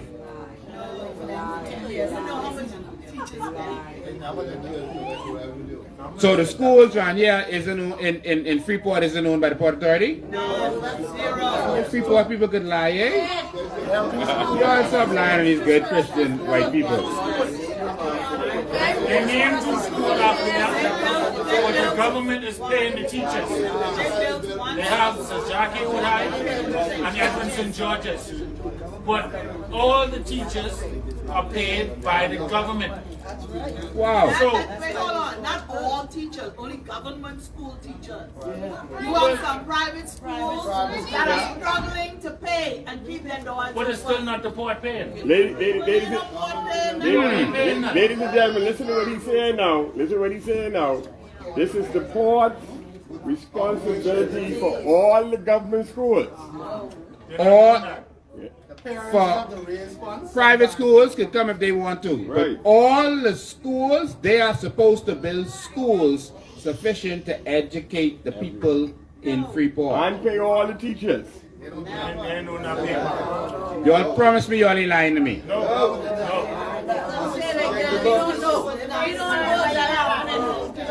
Can't pay no teachers. The teachers always striking against the government to get money. They have to go to the government and they're striking against government for pay. So, facilities at a standard at least equal to or provided at the date of this agreement of the Board of Education of the Colony of the Outer Islands. This was in 1955 or 57, 55 when this was done. Of the colony, and from time to time to add and to extend the same so as to adequately serve all children of school age living within the port area, and during the continuance of this agreement, the agreement was extended, right? This agreement still going, right? During the continuance of this agreement, operate and maintain such school rooms and educational facilities at least equal to the provided standard at the time of the Board of Education. Listen, y'all stop lying on the Port Authority. From they build those two, they haven't built no more. I understand what you're saying now. Building a school ain't enough. This ain't. It's not good enough. Building a school isn't enough. They are supposed to cover all the expenses, all the costs, pay for all the teachers, and extend and build as more schools as need be. Has that happened? No, they have not. At no expense of the government. Am I supposed to believe you all are the port? Us. All right, so I'll skip over the school part. All right, because in my knowledge, they have not done that. They have not built the schools, and they're not providing the teachers. They're not providing all of the expenses related to that they agreed to. All right. Now, next, I said school. How you get the hospital? Next, that's A. B. Someone say B. B. All right. Provide the medical services and facilities consisting of not less than, and this at the time, than one qualified medical practitioner, one qualified trained nurse, a dispensary, X-ray equipment, and hospital facilities of not less than 4 beds. Keep going. All of a standard at least equal to that provided at the date of this agreement by the government in the said Outer Islands, they talk about all the Bahamas, and from time to time add to and extend the same so as to adequately serve the population. So you're supposed to build more and more and more, right? You all heard that, right? Yeah. To adequately serve the population living within the port area, meaning Freeport, and during the continuance of this agreement, and services and facilities in accordance with the standard good medical and hospital practice. At no expense of the government. Do not lie on the port. Judging by that picture I showed with Cat Island Clinic and Cat Island, they haven't done it. So, does the Port Authority have a hospital in Freeport that could service all of Freeport? No. Hey, Perry Christie say that's when the tax money was. Come on, Bishop, you ain't telling me grandmama people is lying like this, man. They lying on a good Christian, decent port. Man, the port love you, all the port wouldn't do that. Jesus Christ. So, all right. So now you lie on the Port Authority with the port, so I can move on. I mean, with the hospitals. So let's move on. You hear some more? Yes. Okay, we can hear some more. Because the degradation of Grand Bahama, that ain't your fault. The government allowed it to happen. Because the government had recourse to deal with this. But they corrupt. They getting theirs on the table. They ain't worrying about y'all. They ain't gotta go to your hospital. Their children ain't gotta go to these schools. So they don't care about jobs. So that's why they ain't got no teeth in their mouth. Someone say C. Provide free of rent both living and office accommodations of a standard at least equal to that provided at the date of this agreement by the government, in the said out islands for such officers and employees of the government as the government may station in the port area for the maintenance of law and order, the administration of justice, the general administration of government, the collection of customs and other revenue, and the administration of the customs department, the administration of the immigration department, post offices, and for such other purposes as may be mutually agreed upon from time to time between the government and the Port Authority, and in connection therewith prepare the plans for such accommodations at their expense in the consultation with the government, such plans to be subject to the approval of the government, such approval not to be unreasonably withheld or delayed. So all the government workers should be being paid by the Port Authority. Y'all know that? Their housing, Y'all know that? their housing should be paid for by the Port Authority. All the government offices should be provided for, and all expenses, including electricity, water, whatever expense they have, should be paid for by the Port Authority. Y'all, listen to me carefully. You hear what Lincoln said? Listen to me carefully. That's the agreement to have all this land in Freeport. They doing that now. I can tell you right now, they doing it now. And you see how it started? Provide free of rent, both living and office accommodations. Everything. And they're supposed to provide for every single administration. That's police, customs, defense force, everything. Now, there's a reason. Because they are benefiting from the billions of dollars from the natural resources. Yes, sir. And so then the agreement was, since you're getting these billions, then y'all need to pay for all of the government's expenses. That's a trade-off. Y'all need to provide schools for all of our children, etc. Provide medical care for everybody. That's what it is. Mr. Man, Yes. we need to cut a movie tomorrow before we in the front of the Port Authority. Yeah. Because guess what? We need to first educate the people. Yes. The government know. The government. Not only, she won't cut the movie tomorrow. Listen, every member of parliament that has been representing y'all knows this. That's right. But y'all keep voting for them.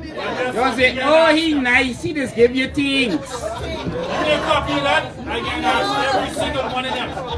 Give me a copy of that. I go and ask them, and I record it. They need to explain why they do that. Let's keep reading. Oh, that's foolishness. Someone say D. Okay.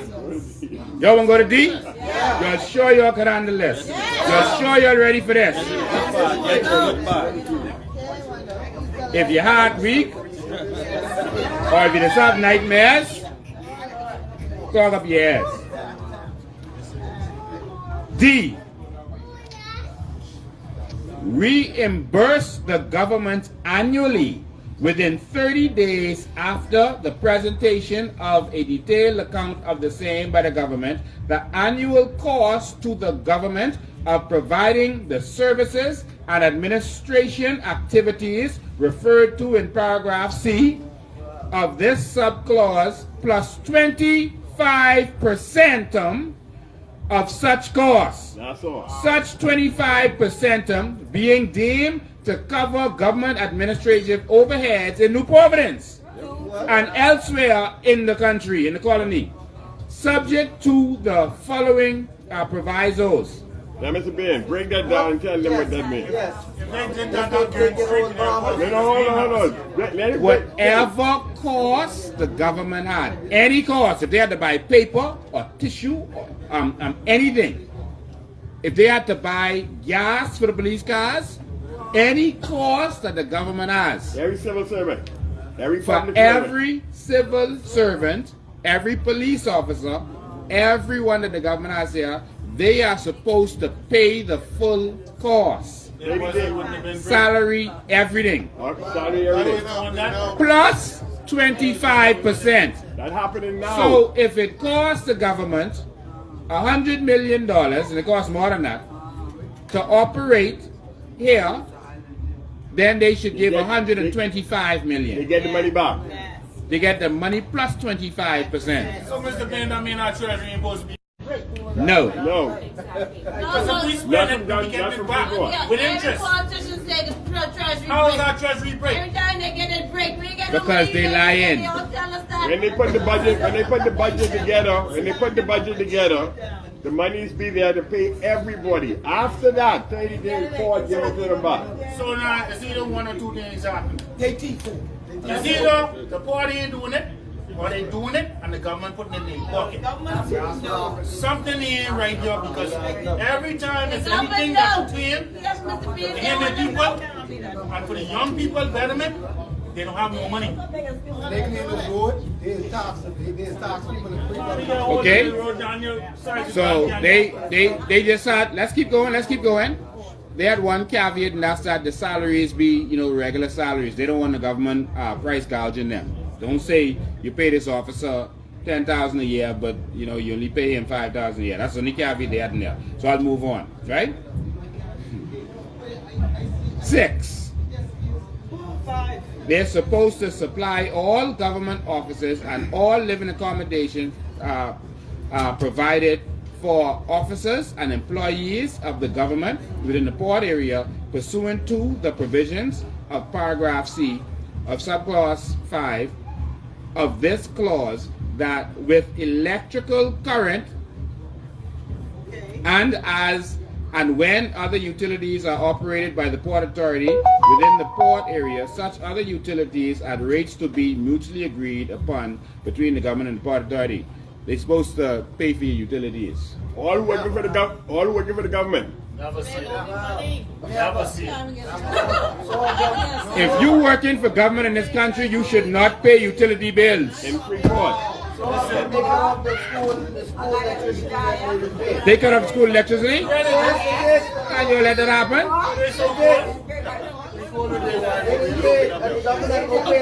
I want you all to see a picture of what is beginning to happen, what is unraveling in this. Remember the vision of the Coalition of Independence, that we will benefit from our natural resources. All right? That is what this agreement is supposed to be.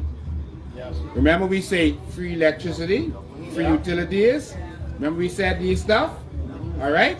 Because you all can hold them accountable for what they're supposed to be doing. Right, but this is what the world was moving to. But they made that arrangement for it to happen in Freeport. So our vision was supposed to start here. Y'all should have been the template to show that it's doable. Y'all are supposed to benefit from them doing whatever they're doing. So it shows that what we are saying is doable. There's an agreement that shows that, and it's called the Hawksbill Creek Agreement. But they never read that to y'all. They just said Lincoln them selling dreams. You can't even Google it. You can't even Google it. Now, I come right now. Ingram didn't have to resign this. This was for 99 years. 99 years enough. What he resigned was the tax incentive. Real property. All right, so the real property tax, etc., they have to pay. He extended that. You see? But let me tell you the problem we have here. The Hawksbill Creek Agreement is a lease. How the hell can you sell leased property? In what imaginary world is that possible? How do you lease property and then you sell it?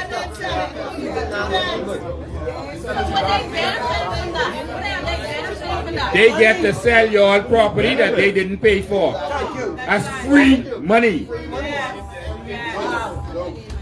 So I mean, that's $10 million for the heavy taking on every month. That's how money's going to go. I can talk all day, this is not. can't take it. All them get some $10 million every Don't say she month. can't Every take single it, one of Mr. them. Bean. And so, All them get $10 million every month. 34 years All left them on get this. 34 more years. $10 million a month. All of them get every month. Who get 10 million? Hold on. Who All get the 10 Henry million? and them, all them in there.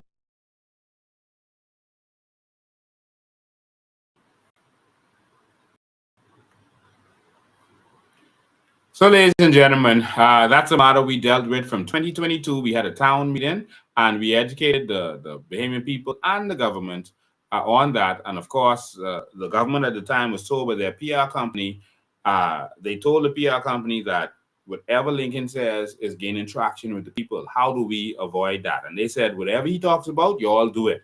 But just don't do no real results because you know you don't want to do it. Just do something. Say something so it can look like you're all dealing with that.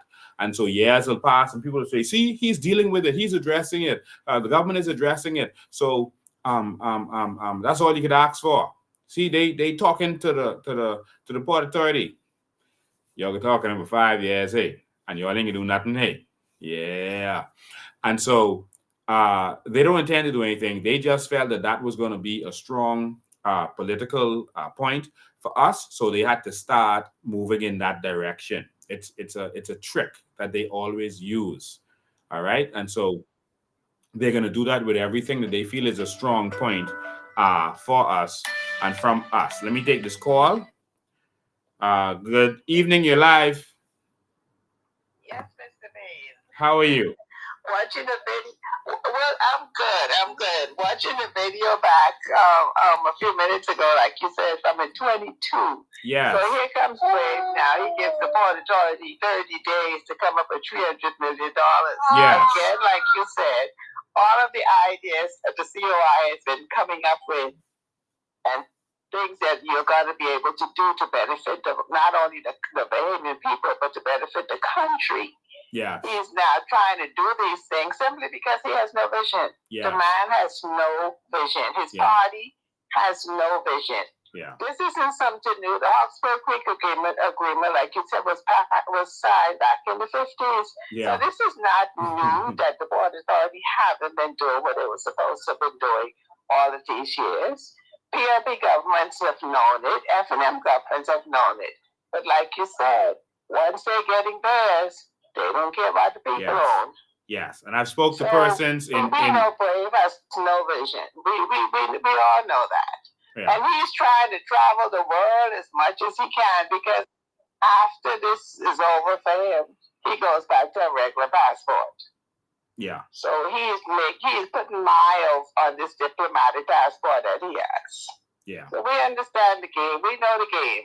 Yeah. So nothing they come with this time is going to work. Yeah. The people have been educated. Eyes are open. We're learning. We're reading the Constitution and getting caught up on what that really means. Yes. And we're going to be ready. Amen. We're going to be ready. And we're going to do it silently, Yeah. We're just going to show up. We don't have to do a rah. Go to the polls, mark your X, and go home. Yes. Yes. That's how Thank we're you going to so do it. much. They're going to be surprised to start. Yes. Thank you so much. Okay. All right. Bye-bye. Yeah, so everything that we've talked about, they've come to try to talk about in the address today. We talked about carbon credits where before election they said it wasn't real, it's not true, I'm selling dreams. Now that's all they're talking about. But they're trying to say, oh, but you only could get 900 million from it. Remember, Rumi Ferreira said that all of our natural resources was only, the aragonite was only worth 2.5 million. Mm-hmm. The trucks they drive in, and showed persons that the trucks that they drive in is worth more than, they cost $16 million. So, and that's the raw price.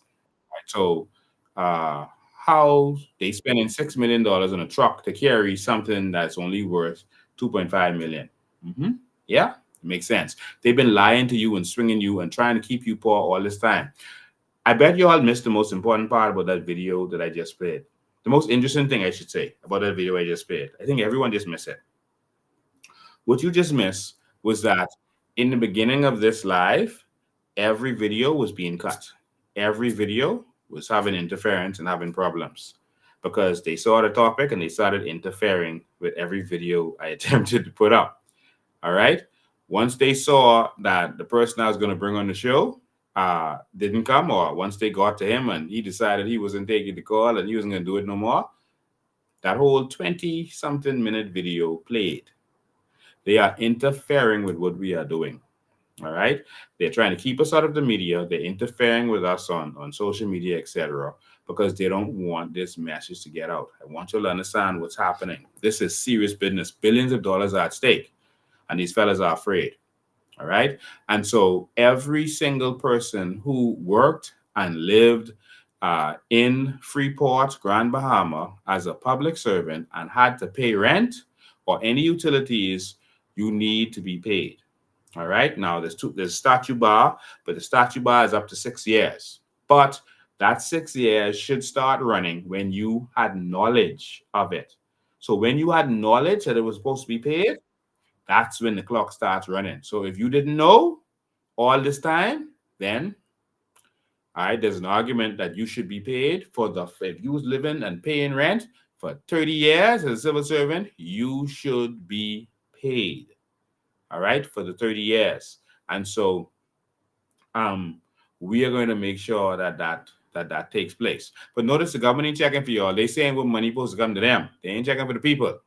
All right. So again, these fellas aren't serious. They're just talking this talk.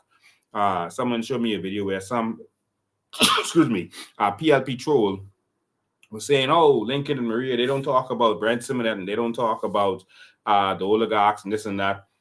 That's what our initial documentaries were about. That's all I talk about. I've shown their bank accounts in other countries. I've shown their accounting and their business practices in other countries. I've shown you Bahamas Hot Mix in England.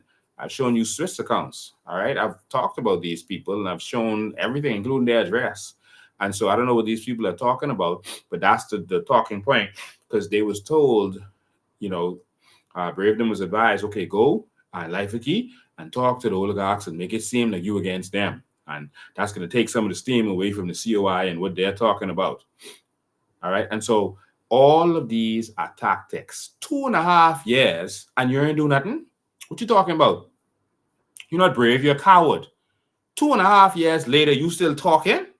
2.5 years later, you sending bill to the Port Authority for 5 years worth of stuff.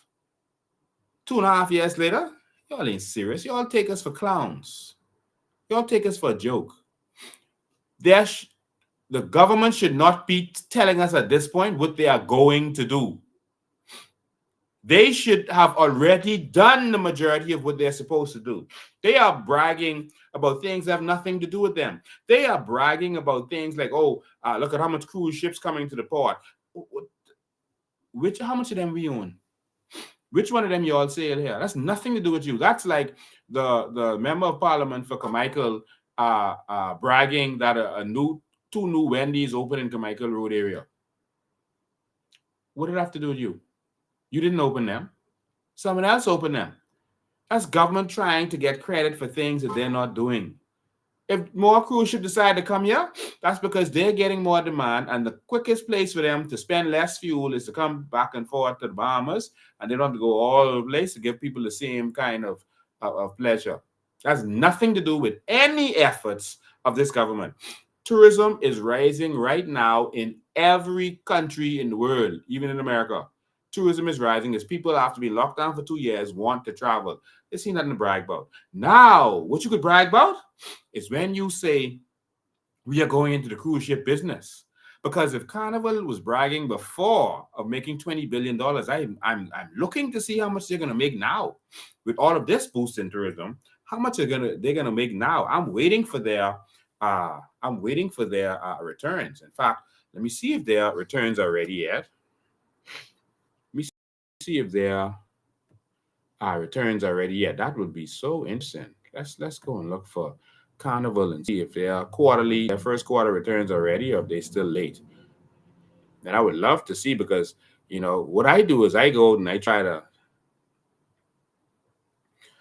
to get these instead of bragging about how much tourism you get, and we should be investing in these cruise ships that's coming to our land. If you're going to give them a cocoa key, a whole key to land on, shouldn't we invest in their company? so that we're making the money from them being there? Shouldn't we invest our sovereign wealth fund, invest in that, and then give dividends to the Bahamian people because they're using our key? And now because they're using our key, that boat isn't coming to where the money can go to the Bahamian people, to where it can go into our economy. That money, they book, whatever they book in the United States, that money never comes to the Bahamas. So some people say the money goes right back out. It ain't going back out. They paid for that ship in the U.S. They paid for that ride in the U.S. They are paying with cards that are connected in the U.S. They even when they book tours here, that's being paid to the U.S. and then they have to reimburse the tours. We're not getting anything from this. Trickle down. This is absolute ludicrous. They're bragging about, Chester is doing such a good job and this and that. And Exuma. Listen, all they doing is selling out our land and our birthright to foreigners. Yeah, it's gonna provide jobs, but we need a different kind of thinking, man. We need to think the way Dubai and Qatar thought. Let's invest and let our people benefit.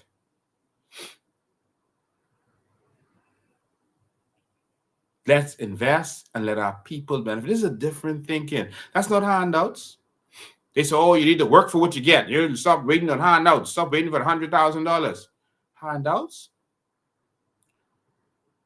If I die and leave money for my children and you tell my children they got to work for that, that's a crime. That's criminal. Literally. I'm only going to give you this money that your father left you if you come and work for me. That's crime. That's fraud. Our forefathers left it to us. It belongs to us. Let's see, it's just Carnival's first quarter report. Let me see what's going on here. Oh, yeah. Oh, yeah.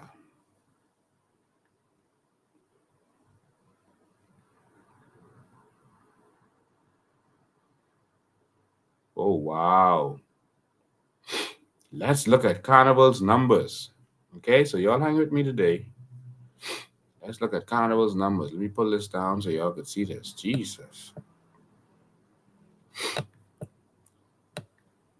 Our whole entire year budget for the whole country, all the country's expenses, is $2.7 to $3 billion with a B dollars. Okay? We make for the year. But these fellas bragging that someone else come in and making money and they feel they're doing a good job. Look at how much tourists are coming. Well, let's look at the reality. Jesus. This is Carnival, y'all. So this is Carnival. All right. This is their quarterly report. This is their quarterly report. This is Carnival. All right. Let me go to their financial statements. It's their financial statement. All right. So for 2023, they made 2023 for the first quarter, they made $2.87 billion, because this is in millions. See, right here it says in millions. So you add the zeros to it, all right? So that's $1 billion in passenger tickets. On board and other, they made $1.5 billion. This year, just 3 months ending in February, right? This year alone, that's just January and February and December, right? 3 months ending in February. Jesus. They made 3.6. We make this big for you. I know some of y'all watching it on your phone. We make this big for you. All right? So we like to show you the documents. We don't just talk. Oh, Lord. I messed it up trying to. Okay, let's make that big. And now we go. There we go. They made $3.6 billion on tickets. All right? That's just the ticket sales. So for their on board, what they made on board selling the little extra stuff, and then all the little excursions and stuff they selling online, $1.790 billion. Remember, there's only 3 months. There's only 3 months. So in total, they made $5.46 billion so far this carnival in 3 months. Jesus. So they can make more than 20 billion this year. Because summer is a real thing for cruises. So this is a joke compared to what they're gonna make. And how is it that none of our politicians see that we should buy a fleet of cruise ships, even if we take $1 billion and buy 5 cruise ships or 4 cruise ships, that we could transform the future of this country? How could this not make sense to them? Calculating this 5.4 billion. Let's say it stays the same, and then we know summer is going to pick up, but that's 1/4 times 4. Yeah, if they keep this trend up, they're going to make just this. If every month is the same thing, which we know is going to grow in the summer, they'll make $21.6 billion. $21.6 billion. And with the summer increase that they normally have, I could safely project they're going to make $25 to $30 billion. All right? That's what they're going to make. All right? So that's just off ticket and on board and et cetera, et cetera. Jesus. That's something. All right? That is something else. Why aren't we in that business? Someone explain that to me. Why aren't we in that business?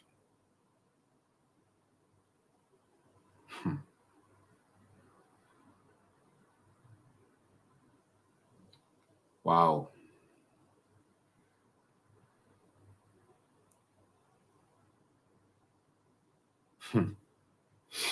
Wow. I think we need to rethink everything.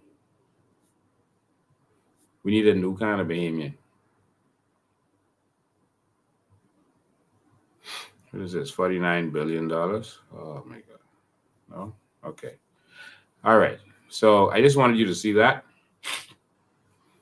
Royal Caribbean. Same thing. These companies are making major money. So why don't we let's just invest in them? Since you're going to give them the keys, let's invest in them. And then let's go into the building ourselves. How about that? No way. No. We just want to praise them for making us slaves.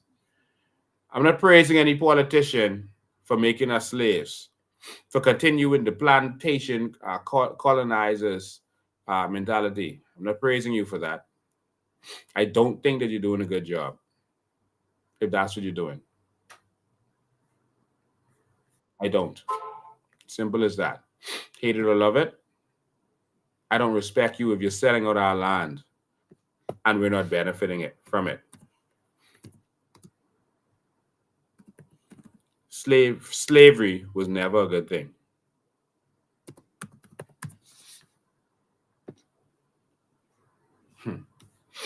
Wow.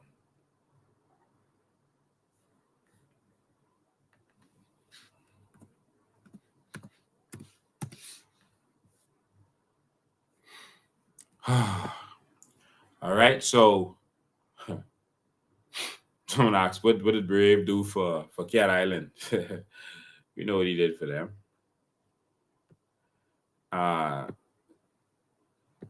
It's time, y'all. So I'm going to end this with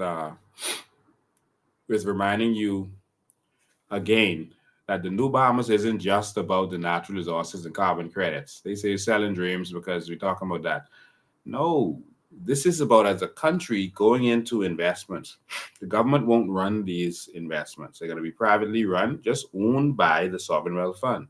Privately owned, no politicians, grimy hands on it. And so there's many things that we could make money from.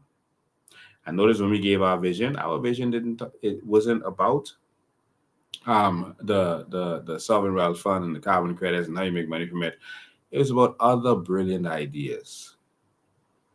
We should be making money from the sun and selling it to our neighbors, like Australia did with Singapore. Singapore has no space to go solar, and all of the countries signed an accord to make sure that they are doing 30% renewable by 2030. And so Singapore isn't able to do solar. So what they did, they're buying solar from Australia. Australia built big solar plant, and they did a 4,000 kilometer cable all the way to Singapore. 4,000 kilometers all the way to Singapore, and they're powering Singapore, and both are benefiting from it. We are only about 70 miles from Cuba, 70 or so miles from Haiti, places that need electricity. We're close to Turks and Caicos. Florida has been having electricity problems, especially in the Palm Beach area. We can light up everybody. But instead, they are going to go solar, use our money, give it to Focal so that they can build solar panels and then bill us. And then we could pay for what should be free, the sun. And we could vote for that. We could vote for that. Because they could just talk bad about COI. Talk bad about me, bad about Maria. Oh, don't vote for them. Let the PLP and FNM keep robbing you. Ladies and gentlemen, thank you for tuning in. I'm sorry we went in a... can we even take our money? Sorry, even if they take our money and invest... Oh, my God. Sorry, it's moving so fast. I couldn't get to see it. Let me see if I could put it on there. No, that's gone. Sorry. Oh, yeah. Lincoln, even if they take our money and invest it, they will take the money for themselves. Just how they take all of the national insurance money. Yes. And so that's why we don't want them doing it. The only solution now is to remove them. It's time for a new Bahamas. We need to remove them. They have to go. Someone says, look at Africa. They're telling some other countries to leave. Yes, that's what they're doing. They're now waking up. It's time for all of us to wake up as a country. They're keeping us asleep, man. All right? So, I don't know whether you believe in what we believe in or not, whether you believe in me or not. I know that whatever we've been doing, that ain't been working. So, if we keep doing that, then we keep getting what we've been getting. We need something in place for these bus drivers because some rude and their ID is supposed to be visible. Okay. We are going to transform the bus system. We're going to have a transportation system that works in this country. We got a vision for transportation that's going to blow your mind. We are going to transform the bus system. We are going to take over the bus system. All right. Each bus company or bus driver that has a franchise right now will get a share for each bus that they have. All right, each plate would have a value, and that value would go towards shares in this new company. We're going to take this over because it ain't been working for us. All right, and they're going to get shares, dividends, not just a salary. They're going to get shares in this company so that they are making dividends, but they don't have to put in all the hard work. No government entity yet has been able to do something with this because they don't have vision. If a man has 15 buses, then you give him shares for the value of each bus that's being contributed. Now, what we're going to do is we're going to sell off those buses to churches and whoever else needs them, use them for youth organizations, et cetera, and we're going to buy proper buses that can facilitate the disabled in this country and that can facilitate bicycles, etc., like the ones you see in the Miami bus service. So that is what we're going to do with transportation. Let me just take this call. Good evening, you're live. Good afternoon, you're live. Good afternoon. How you doing, sir? I'm good. How you doing?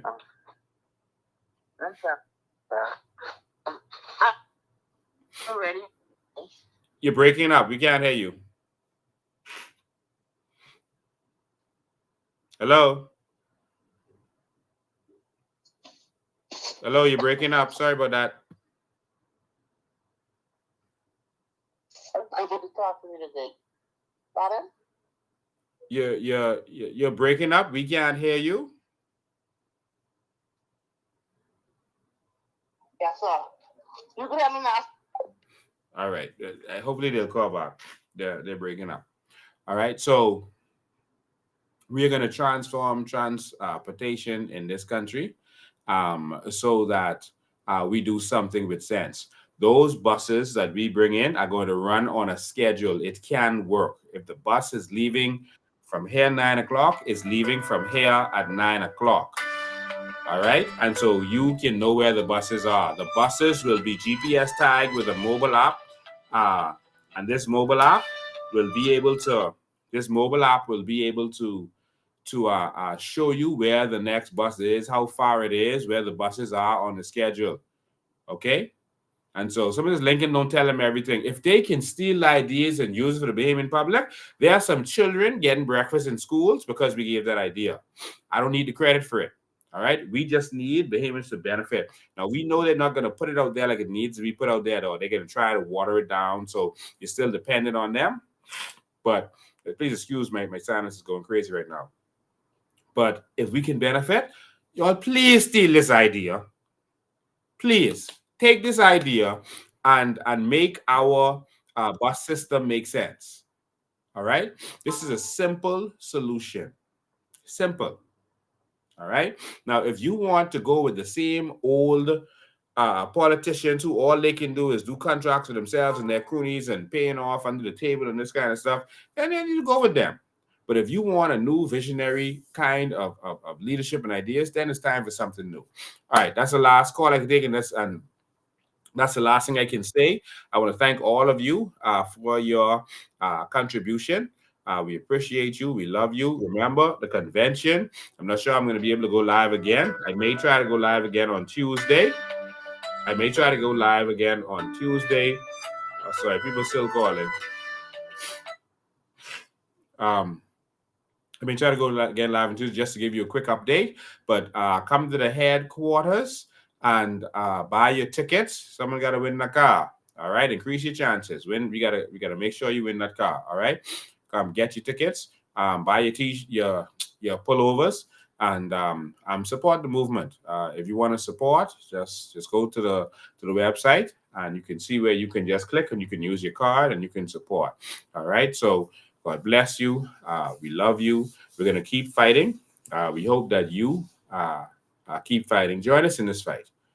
Let's show the government. I know you don't want to come out for protests because you're scared of victimization, etc.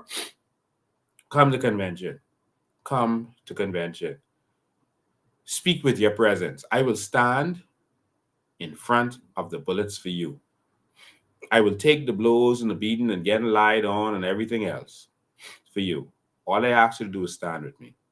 You got to put in the work that I'm putting in. You don't have to put in the sacrifice that me and others are putting in.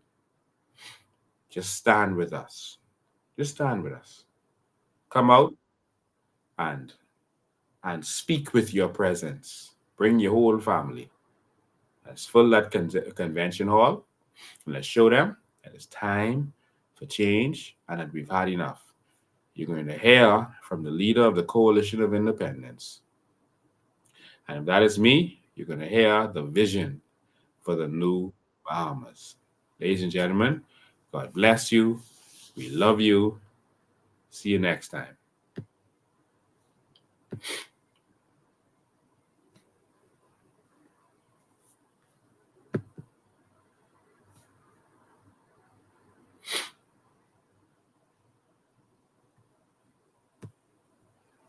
You know, a lot of people wonder how Dubai became a very big famous and rich city. You see, if you're comparing with Nigeria, listen to this. Nigeria has oil before than Dubai. It's a history. They are more rich than us. They have agriculture, they have mining, they have everything, you name it, they have it. Am I right or wrong? When you have a true leadership, which we have nothing, but we have everything because we have the right leadership. That's the only thing you need, a right leader for your country, not corruption.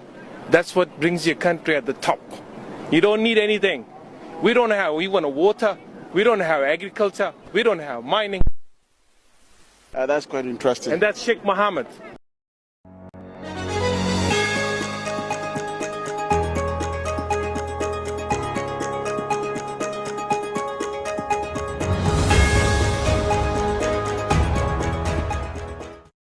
Hello, Bahamas, and fellow members of the Coalition of Independence. My name is Faith Presenti, Chairman of the Convention Committee for the Coalition of Independence. I am thrilled to announce that our party's first inaugural national convention is scheduled to take place on April 13th, 2024, under the theme, Rise of the New Bahamas. That's right, our very first official national convention, where we will be gathering at the luxurious Courtyard Marriott for the day filled with empowerment, inspiration, and innovation. Prior to this event, registration and nominations will be held on April 6th, 8th, and 9th at our party office. This convention is not just any ordinary one. It's an opportunity for us to shape the future of our party and our beloved Bahamas. During the night session of the convention, we'll have electrifying performances by some of the finest Bahamian artists, thought-provoking presentations from visionary leaders, and even a chance to win a 2021 Chevy Equinox in our raffle. That's right, you heard me correctly. You can win a 2021 Chevy Equinox. This will be a historic event that you won't want to miss. So, are you ready to rise? Are you ready to shape the new Bahamas? It's a rallying cry for change, progress, and unity. So what are you waiting for? Mark your calendars, spread the word, be a part of history, and join us at our first inaugural national convention of the Coalition of Independence on April 13, 2024. Together, we will rise to the new Bahamas.